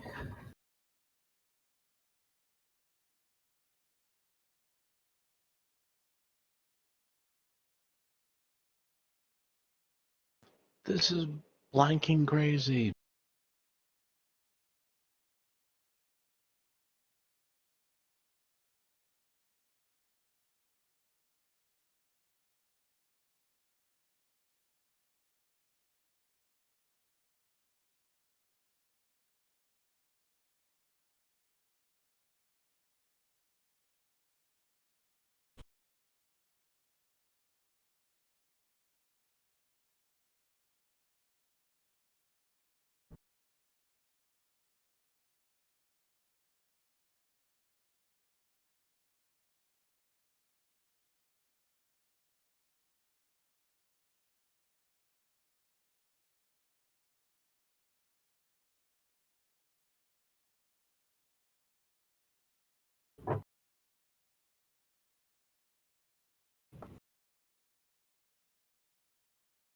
I wouldn't imagine that, whole milk kefir would taste so different. And it's so good. Oh my god.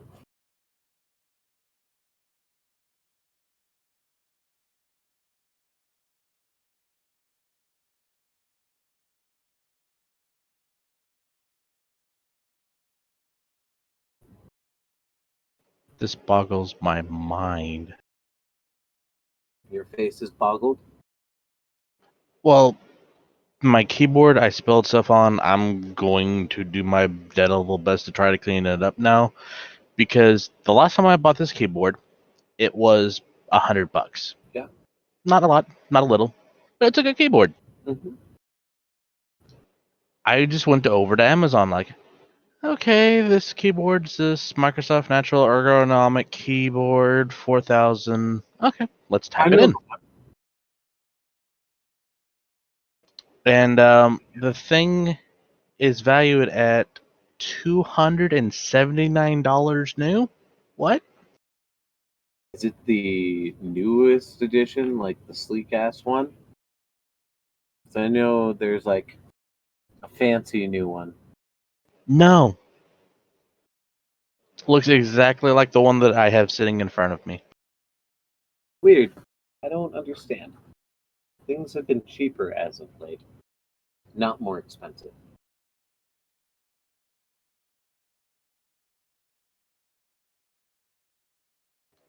I gotta get me a new mouse tomorrow. But no, that's what I just found out, and I'm like, The only reason why cheese? I haven't gotten a fancier keyboard that like has lights and bullshit is because none of Now, mind you, I did find a couple pre-owned ones for like $50, but I don't really want to do pre-owned on a keyboard for various reasons. especially the ergonomic ones. Why'd you get rid of your ergo keyboard? Nobody makes a fancier ergo keyboard unless you got some custom fucking god expensive keyboard. Well, that's right. Like I said, this one's I got it ages ago. Like it's at least 3 years old. It's taking good care of me. My father introduced me to this keyboard, the one that you and I speak of and have. It is one of the best keyboards. Where's your microphone, Verde? I am talking away from my microphone, so I probably don't sound pretty good. Well, you said your father introduced you to this one thing, and it went kind of quiet. I was like, introduced you to what? Sorry, I was looking over here at my books because I have a freaking credit for my Audible and I could buy a new book and I was distracted. No, my father introduced me to this keyboard, the one that you and I are talking about. And yeah, it's the best fucking keyboard. Like The Ergo. yeah, the Microsoft one. Apparently it's I do $200 like on it. Amazon. I'm finding it. Right. Yeah, on Amazon right now, the Ergo 4K is $279 new. Wow. Yeah, apparently it's $200. Nearly $3. Considering the last time I bought this, it was on sale for like $80. So with tax was $100. I got mine for Basically. like 100. Yeah, something like that. So 3 times the price now. What? Yeah. What the hell? Oh, no. Here's one for $49. Made in Pre-owned. China. Made in China. Oh.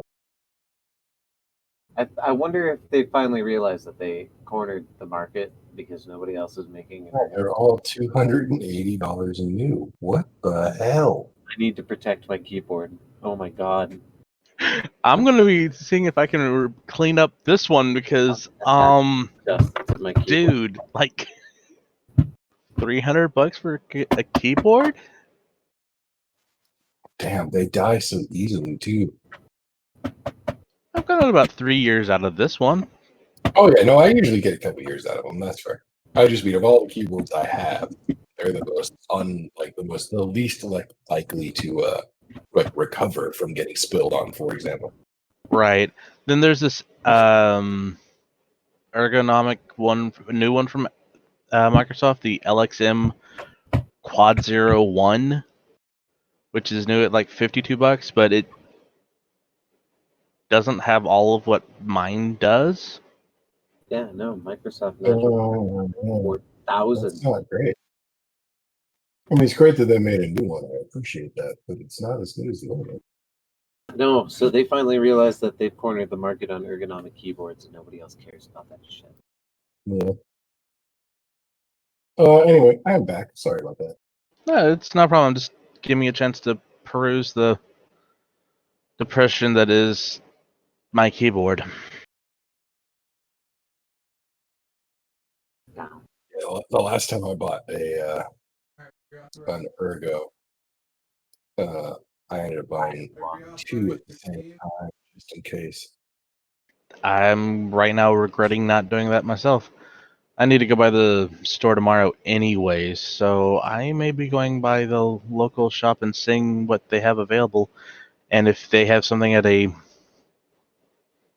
better price, because Yeah, damn. dude, $300 for a keyboard, and it's not even mechanical. That's the kicker.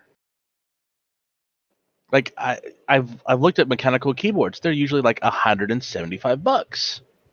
Yeah, I was going to say, as much as I love the Microsoft ergonomic keyboard, I would not pay $280 for it. Looks like I'm not going to have an ergo keyboard once this guy breaks.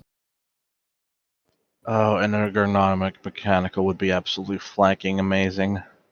Yeah, your choices are not great in that department. I have been looking. They exist, but they're none of them are the kind I want. So, like, there's tons of split ones, but there are none of them that have the sort of built-in wave that the Microsoft ones. Yeah, well, or they have the weird wave where it looks like you're You rest your palms. Typing Yeah. into a well. Yeah. But yeah, I'm back now. Sorry about I mean, Yeah. I understand it's going to be like full custom switches, etc. But come on. Yeah, totally. All right. So the next speaker is Maloon.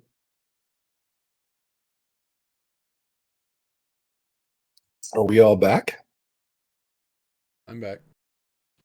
Is anyone still away? Nah, yeah, that's not gonna work. What? Yeah. Yep. If you're away, speak up. Otherwise, I'm going to keep going. Diggs, are you there? Diggs? You muted?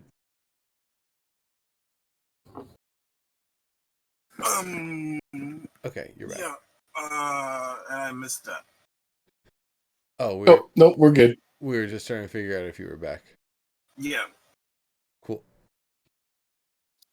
All righty. Yeah, since we're all back, let us resume. So, Balloon takes a moment at the beginning of his speech to sort of call out a fact that there's a sort of running theme in a few of the speeches today about connections and community, and he lauds that, and he says, in fact, originally that was the purpose of the guilds.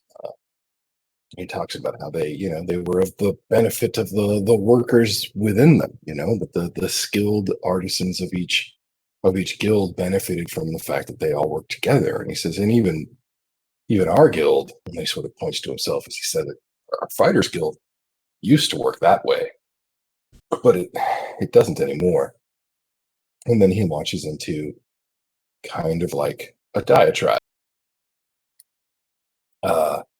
where he basically talks about how the guild itself has become a sort of like limiting / constraining / oppressing force amongst the fighters and adventurers that depend on its services, and the expertise that it provides, which is to say that it holds in its hands their leash in the form of employment contracts and whatnot.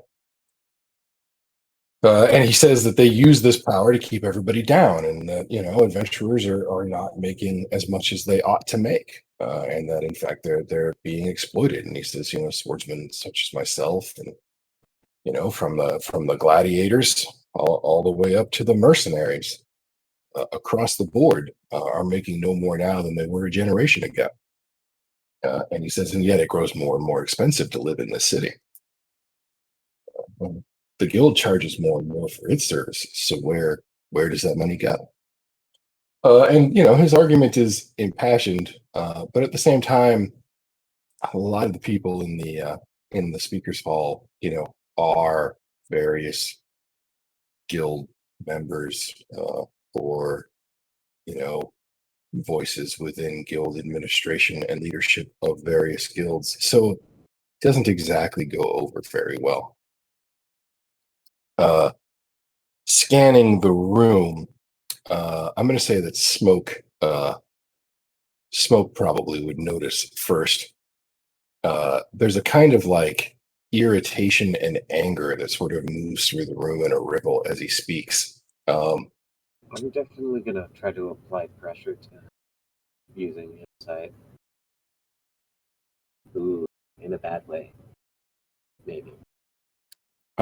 And you notice the next speaker on the slate is the psionicist. She shows up, by the way, wearing a head to toe blue robe and cowl, excuse me. So you never actually get a particularly good look at her face. You know that she's a woman, or you guess that she's a woman from the fact that she has very slender hands with manicured nails that have been painted blue as well. But otherwise, you don't really have any other indication. Seems human from the hands, you would guess, but could honestly be any number of demi-human races as well. However, you see her straighten up in her chair and sort of begin to look around. as everybody grows more and more irritated as he speaks. Are any of you immune to charm, out of curiosity? That's a good Thought I might- question.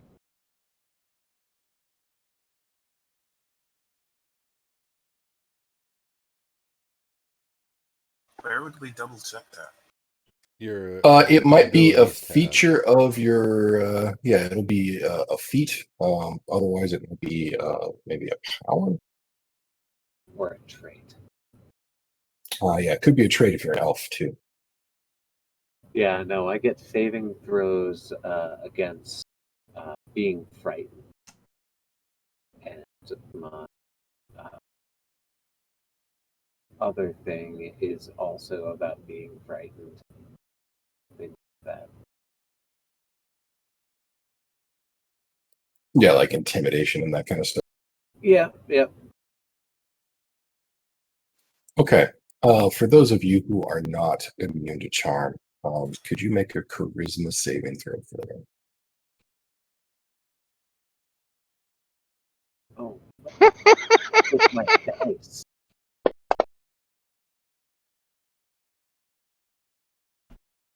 Done, Clark.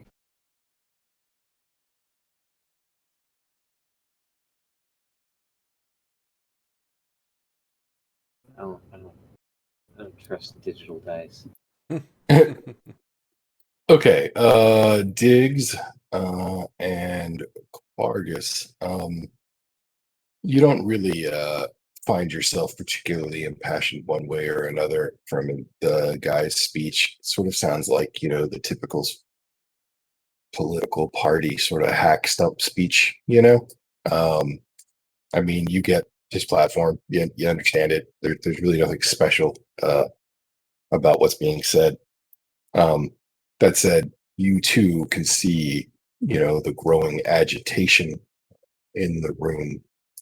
The rest of you guys, you feel like, what's the best way to put it? You feel like it is a room full of assholes letting an asshat speak. And really, it's just fucking dumb. And God, you wish somebody would stop it.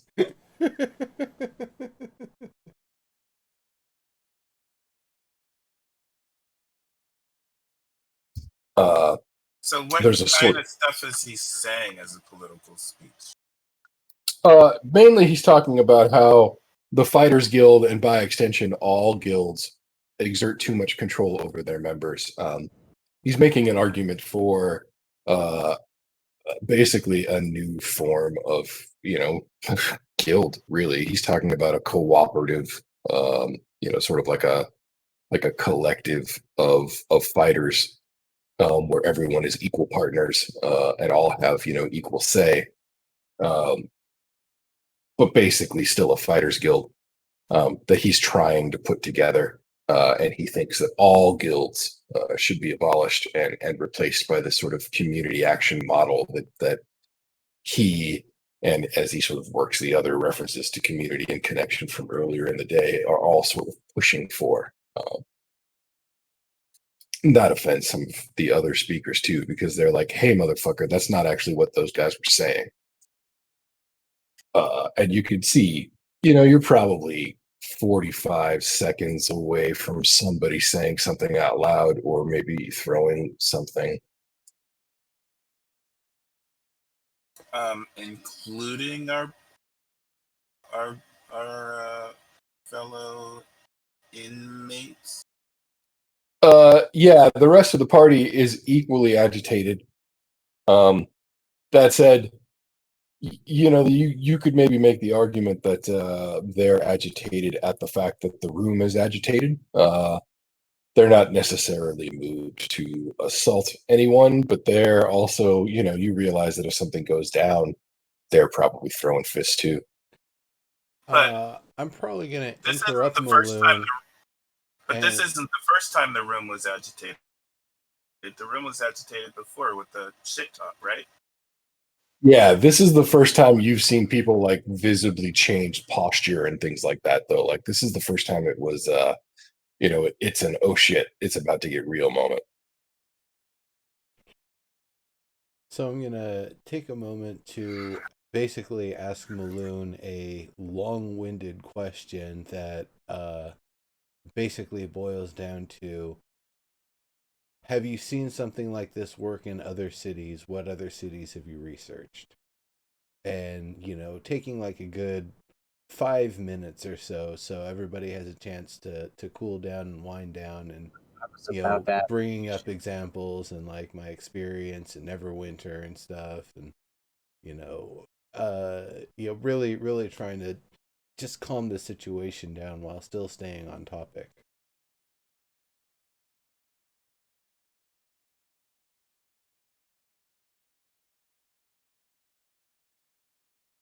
Okay. Do you want to make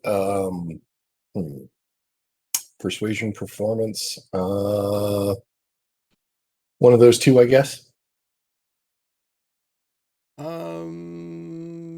Yeah, they're gonna come through about the same way, so I think I'll call it persuasion. Nice. Well done. I like how you get a +1 bonus. So it's like, let me just round that up at the top there for you. Yeah.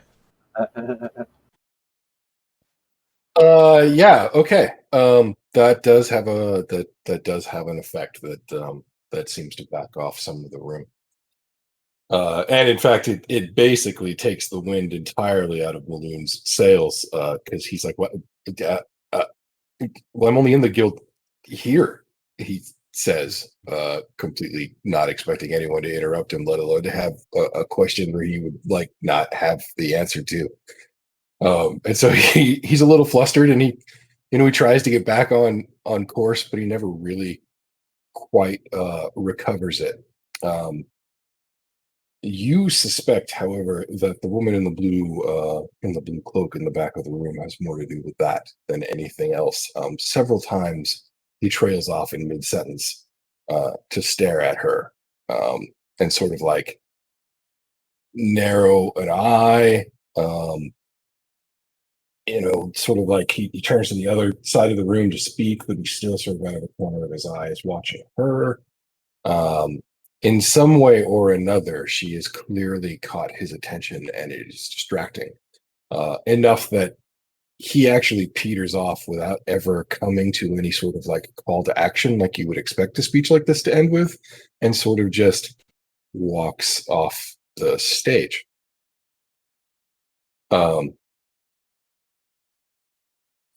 To the applause of everyone in the room. Well spoken, everybody. Yeah, that was good. I mean, it was something. Yeah, the woman in the blue robe stands up from the back of the room where she was sitting. And as she watches Maloon leave, she looks back over at you, Clargus, and she sort of nods her head in that direction, and then raises a hand and sort of taps the fold of the cloak at what would be your temple. And then she walks up to the stage. She throws back her hood and reveals, in fact, that she is an elf lady. But she has 5 eyes. No, she's actually your classic, some kind of high elf, maybe a moon elf, maybe, but some kind of high elf. And she begins to give a speech about open-mindedness. And she starts by talking again, calling back earlier to everybody's thoughts about connections and community. And she says it's definitely good for everyone to support each other, but you should also be aware that there are. And when she says the words, she sort of stares at various members of the room who specifically, are you party members who run the place. She says, parasites in movements and collectives. Ow. Whoa. she says they can worm their way into these groups, claiming to be supportive of these ideas, claiming to be people who themselves will contribute, but in fact, all they do is take. They can be voracious, and they can disguise themselves as one of you. And so I would caution that we should remain skeptical, that we should remain inquisitive, that we should not assume that what we're told is true. And again, she looks at various party members in the room when she says that. She says, because people can be other things than what they appear. And if they are out to hurt you, they're not going to tell you that to your face. She says, but this is a place where community can actually help. If you have a network of people you trust, people who will support you, people who will work with you in concert, you can find these parasites and you can remove them from the host, so to speak, from the community. You know what I mean? And she says, so I would like to just point out that the Grey Hands have always been willing to help the community, whether that's through education or through the use of our services, should you ever find the need. And again, she looks at the group and she says, we can even help you weed out the parasites in your communities. Thank you.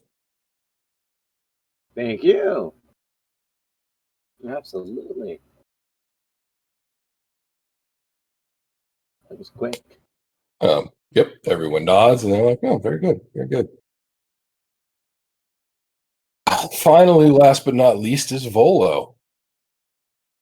Volo sort of gets up. You don't actually know when he walked into the room. You didn't remember seeing it.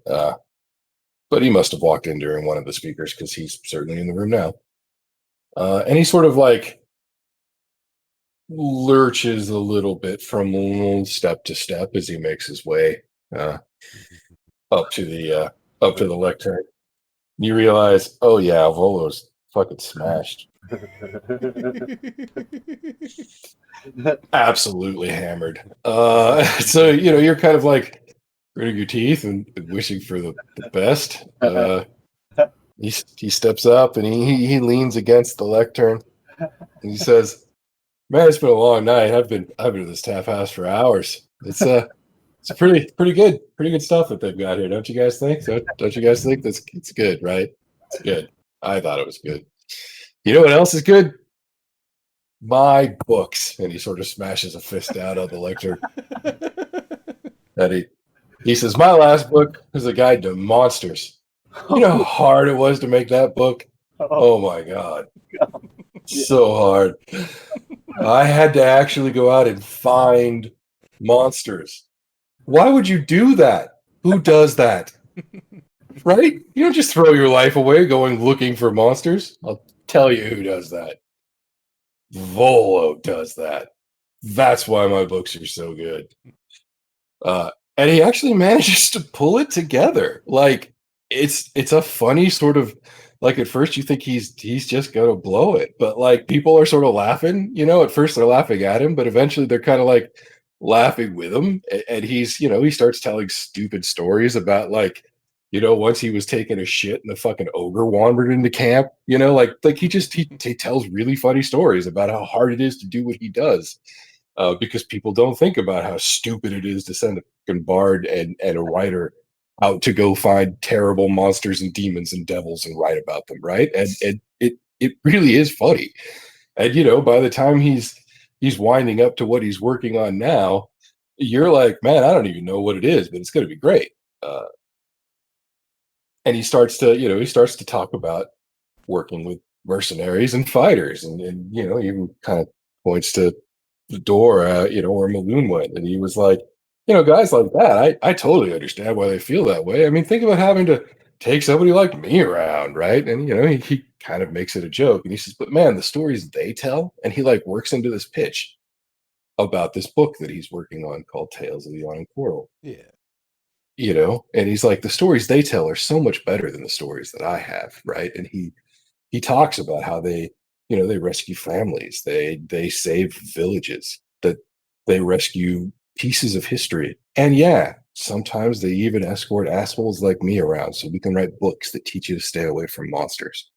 Right. And it's like, it's a good speech, man. And yeah, you can tell he's hammered, but you're in, and so is everybody. And like, you're thinking to yourself, wow, man, I guess that's why they actually do pay this guy. And so he winds up by saying, I don't really have anything to sell you. I mean, my book's going to come out and you're going to buy it or not. I just want to tell their story, and that's kind of what it's going to be about. And like, everybody's like, fuck yeah, dude. And they clap and they applaud. And he sort of bows and he says, so I hope you have a good evening. And please, these are my friends. You should definitely come back. I feel like nights like this are a thing that, this community, these people, I feel like you should support this place.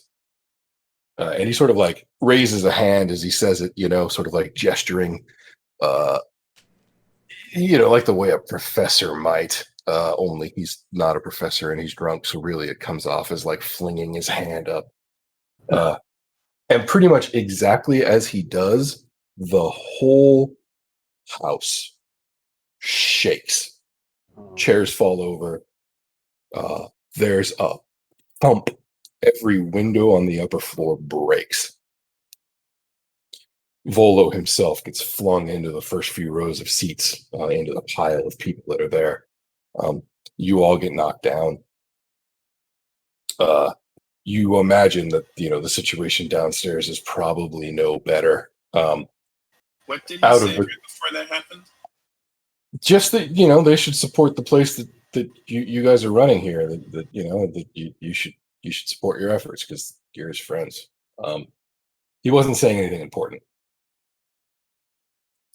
At least not that you could tell. As all of that happened, while there was that a was sort of going on, I was keeping an eye on the psionic lady. So if she kind of stayed around in the area, I'd be kind of seeing what she does first when this shaking occurs. Oh yeah, she was standing in the back of the room. You got the impression that she was waiting till the speakers were done because she wanted to speak to you. So she got knocked over, like everybody else. She immediately bolted upright as soon as she got her senses back. She helps a few other people up. She looks at you, sort of with a confused look in her eyes, and she says, "What was that?" I'd love to know. It came from outside, didn't it? No, she looks at the carnage around the room and she says, it had to. From the street, maybe? She sort of points to the west. Unless some drunk dragon just stumbled in. Yeah, that seems unlikely. In fact, looking through the hole of the window to the west, you realize that the building across the sort of alley there is on fire.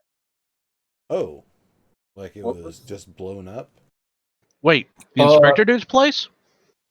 Yeah. Yes. Well, no, it's the one that. Yeah, actually, yes, exactly. The privatized place. And yeah. Do you want to make a perception or insight check for me? There.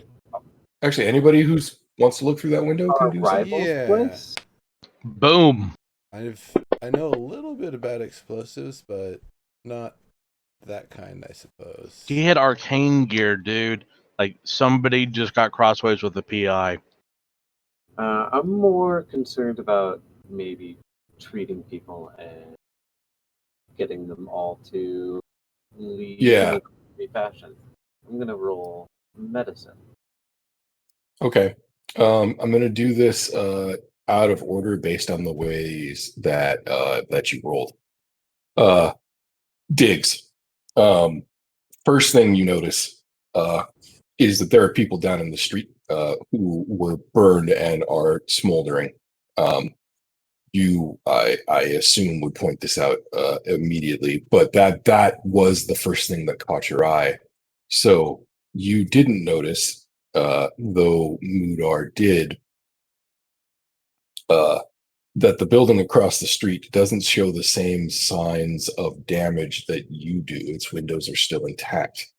So while it is on fire, you don't think it was the source of whatever force blew those windows out. Perhaps something splashed fire on it, or perhaps some other sort of explosion happened to touch off a piece of the building. But you don't think that that building was the source of the fire. Smoke. Wait. And these Yep. people that are smoldering, where are they? They're in the alley, basically the little road that you can see from the window on the western side of the lecture hall. Basically, the entrance closer to you, basically right at the wall of your property. In fact, part of that wall is collapsed as if pushed over from west to east, so it's collapsed inward onto your property. Smoke. Wait, so it's like the building across from us? I wish I could scare wall. Troll Spill alley players, but I can't. Yeah, the building across from you is on fire, but it doesn't show the same signs of damage. So Right. that But you source. said the wall is. But you said a wall blew out. That's No, I said that's the wall on your property line is knocked over, but it's knocked over in the direction towards your house. So your guess is the explosion happened on the street, if it was an explosion, and it happened closer to your side of the street than the other buildings. Yeah. As if the force of the explosion was directed And how more many towards your people house did than these theirs. How many people? there did i- these- There is one person that you can see who you would guess is probably dead because they're not moving, even though they're smoking. There is another person who is writhing in pain, but also rolling to put their own flames out. So you know they're alive. Okay, smoking is dead. No.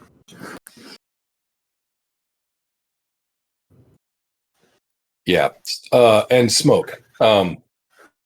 You realize that the body that's probably dead is also probably the target for the explosion because there's a very clear scorch pattern that you can see on the road, on the cobbles of the street, that indicate a force sort of radiated outward from about that location. Is there enough to where I could identify the person at distance? No. Well, I would scamper down there and see if I could identify who it is. I assume that you're all going to head down to the street. Once I'm done dealing with the people in this room. Yeah, okay. So the people in the room that are, there are a few people who have had like glass shards cut them. A few people have glass shards like sort of embedded in their skin. So I assume that you're like going to lay on hands or something similar, or are you just going to apply first aid? I'll do lay on hands and first aid. Lay on hands on the worst of it, though. Yeah, sure. Okay. Well, between the two, I mean, you certainly manage. Like, nobody is seriously injured here. Mostly, it's like I said, cuts from glass or abrasions and literal pieces of glass still stuck in them, but nothing dangerously big. Thankfully, the way that the window shattered didn't leave a lot of large shards. But it's still not easy. Takes you a little while to get everybody settled, but everybody's generally okay. Your and things like that are kind of fucked up, but you didn't have a lot on them to begin with, so it's not going to take you that long to go repair stuff later. No, yeah, and it keeps everybody from stampeding out or panicking. If I stand in front of the exit and first aid everybody who's leaving. Right. Yep. Yeah, folks are pretty orderly. Everybody's pretty freaked out, but nobody's panicking thanks to your efforts. I'd probably do the same and try to help out on the first floor. Check out what's going on down there. Make sure that Keekanol is okay and everybody. Yeah, Keekanol is pretty freaked out. Zelly is down there. Actually, the downstairs is in way better condition than you expected. Well, with no the doubt, rooms, I resulting actually in- expected it to be okay, and Right. then it'll just rebuild itself anyway. Right, exactly. There are some broken windows, but way less damage overall. And like you said, that later that night it's going to fix itself anyway. But as a result, far fewer people actually were injured than were upstairs. Some folks were knocked out of chairs, a table fell over, a couple of bottles broke. What's Um, the general mood between the Xanathars and Zentarum? Are they still more just like, what the fuck was that, and not really like trying to blame each other or anything? Does it look like one the of them cleared out ahead of time? Yeah, so it's hard to tell. The room is basically draining of people as they're all running out into the street. Um, it's very obvious, though, from the way that everybody is reacting, that whatever happened out in the street, just to confirm everything else that you had already seen. Um, the Zents and the Xanathar guys are eyeballing each other, but you don't think that anybody that was in the tap room had anything to do with this, because they're both like, is this the start of a war?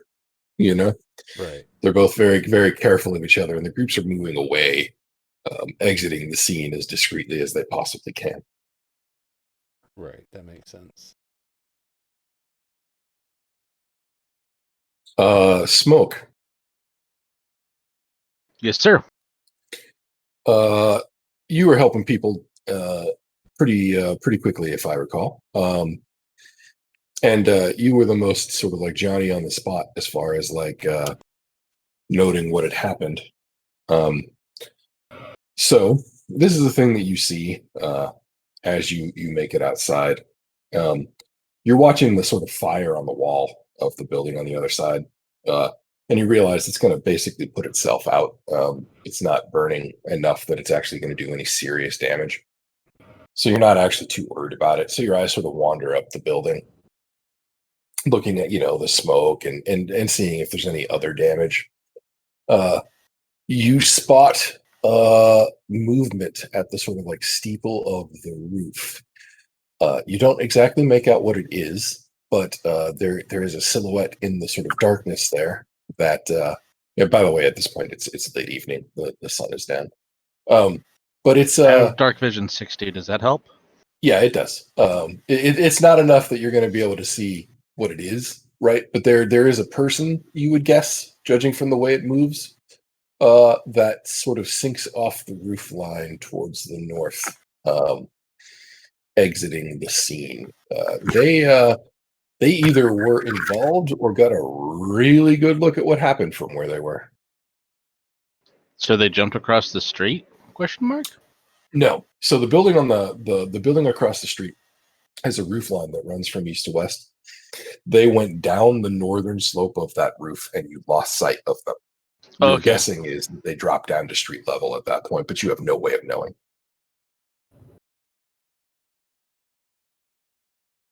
Gotcha. It sounded like they went north. I was like, they did Batman across the street? Okay. I mean, we have Batman in our party.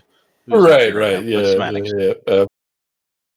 Once I'm done with the upper level, I am making a round to the lower levels into the larder very quickly just to check. I would also like to check on the person who was the focal point of the explosion. Do that. Okay. Let's handle the poor burned soul in the street first. There's not a lot that you can say about the body. It's been pretty badly burned. It's small. Maybe a halfling, maybe a tall gnome. It's small. Probably not a child. Like, it seems proportional. It seems grown.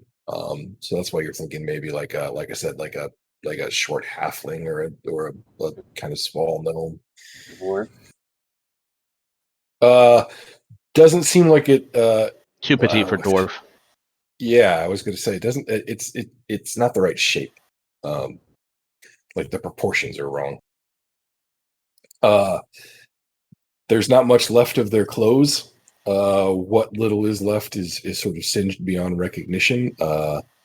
You would guess it was some sort of silk from the way that it smoldered. Like it's less like burnt than kind of like melted almost. Almost fused with the flesh that it's burned into. It's not pleasant. But you can tell that they were fine clothes. The one piece of clothing that is intact, in fact, are the boots. And the boots are actually very nice. They're burned like they're not useful anymore. But you can tell from their shape and sort of overall construction that they were very expensive boots, not the kind of thing that anybody who lives on Trollskull Alley would be wearing. How big was the Any little metal competitor pieces? dude? Your rival? Yeah. Yeah, actually, that's an interesting point. Yeah, so he is oh god, let me look him up. I think he's a gnome. Isn't his house the one directly across from us? No, that's the PI. Okay. The other guy's down the street across the way. Yeah. See if the private investigator guy is okay since we know him. Oh yeah, he actually comes out. He comes out. Oh no, he was just a short human. He's not a gnome. So no, this guy's too small to be that guy. Does this fellow have like any metal bits that are still whole, or do they all melt? Yeah, there probably was, a dagger and a couple of other like metal pieces, but at this point they're puddles of slag beneath the body. Can I do an Arcana check and a perception check to see if it's mundane fire or magical fire? Absolutely. I want to do both if I can. Okay. Yeah, sure.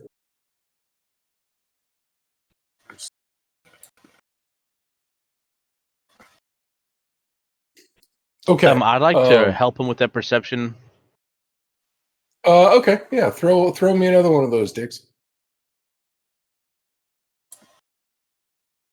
Provide your own analysis, basically.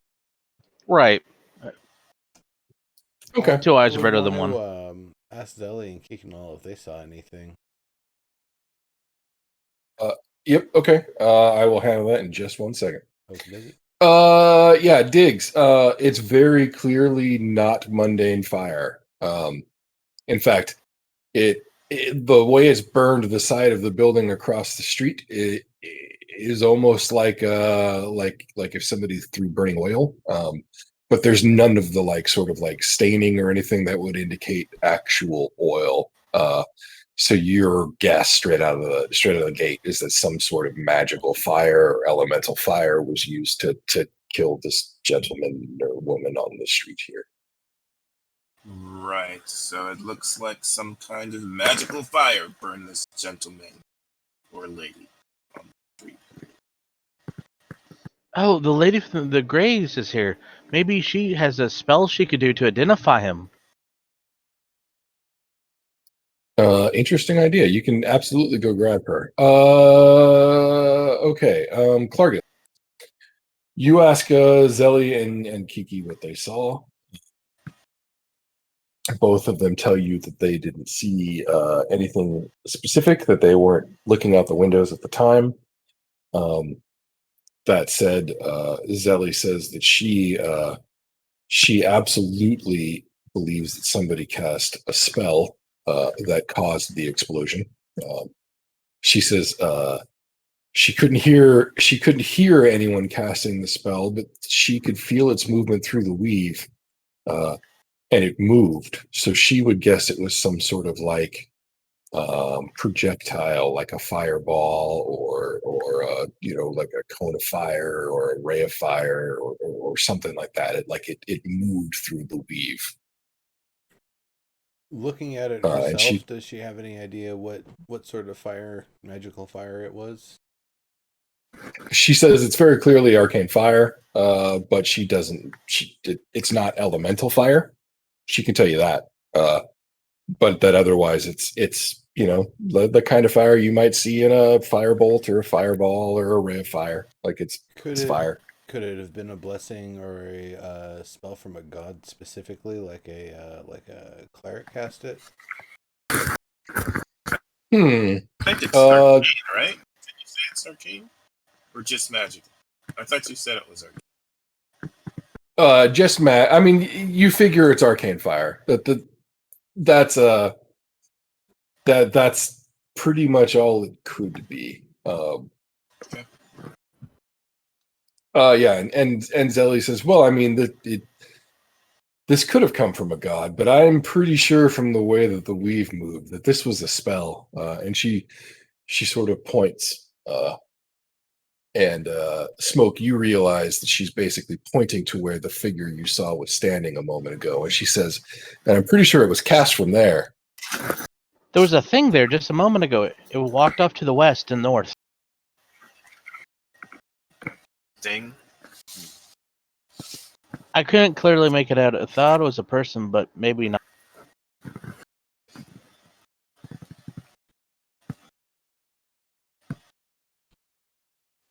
All right. I just noticed the time, folks, and I hate to stop us in the middle of a session, but I don't want us to push too much farther than where we are, so I think I'm going to call it a stop now. I definitely understand. Yeah, this is a good point to pick up from for next time. Yeah. Sure. Is there any bum moments in the basement, or is that just clear? Yeah, actually, the basement is intact. However, the door that you had previously sealed is open. That's hard. Could we easily tell which way it was opened? Like, was it forced open, or It was literally torn down. So yes, it was forced open.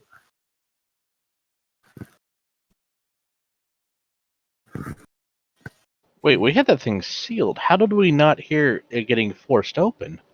Or did the forcing and the kaboom happen within moments of each other, to where we didn't hear anything? Sir? I said they could have. That's definitely a possibility. Maybe somebody has a way to silently tear iron and steel. That's sort of terrifying. Yeah. Actually, there is. It's a dark spell. I have it on my Shadow Monk.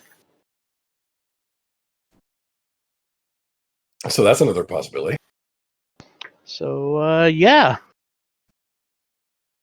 Well, crap. That is a bum moment. Yep, and we will pick it up next session. Thanks for playing, everybody. Absolutely. Thanks for doing this madcap adventure, sir. Thank you, everyone, also for showing up. Absolutely. Thank you. Good stuff. Thanks for showing. One of these days, we might actually make it to level 5 and continue the adventure. What do you mean? This is the adventure continuing.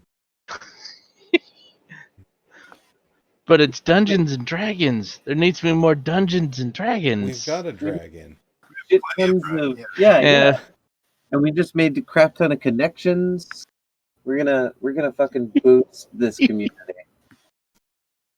Fucking revolution water deep. Power to the people.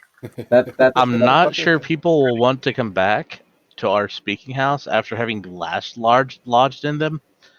Also, I thought we had some of the rune things from downstairs on the second floor, or did I misremember that? Oh, we didn't get them restored and activated yet.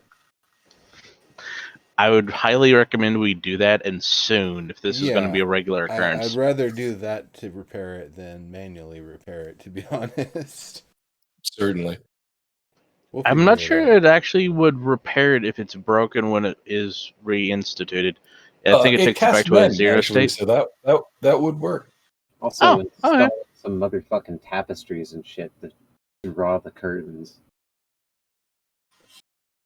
In that case, yeah, we need to get that fixed and soon. Curtains is a good idea if you're gonna have your glass blowing. Right? And it also look really posh. Totally. Get like nice velvet ones or something. Sometimes they Exactly. damage sound too. Yeah.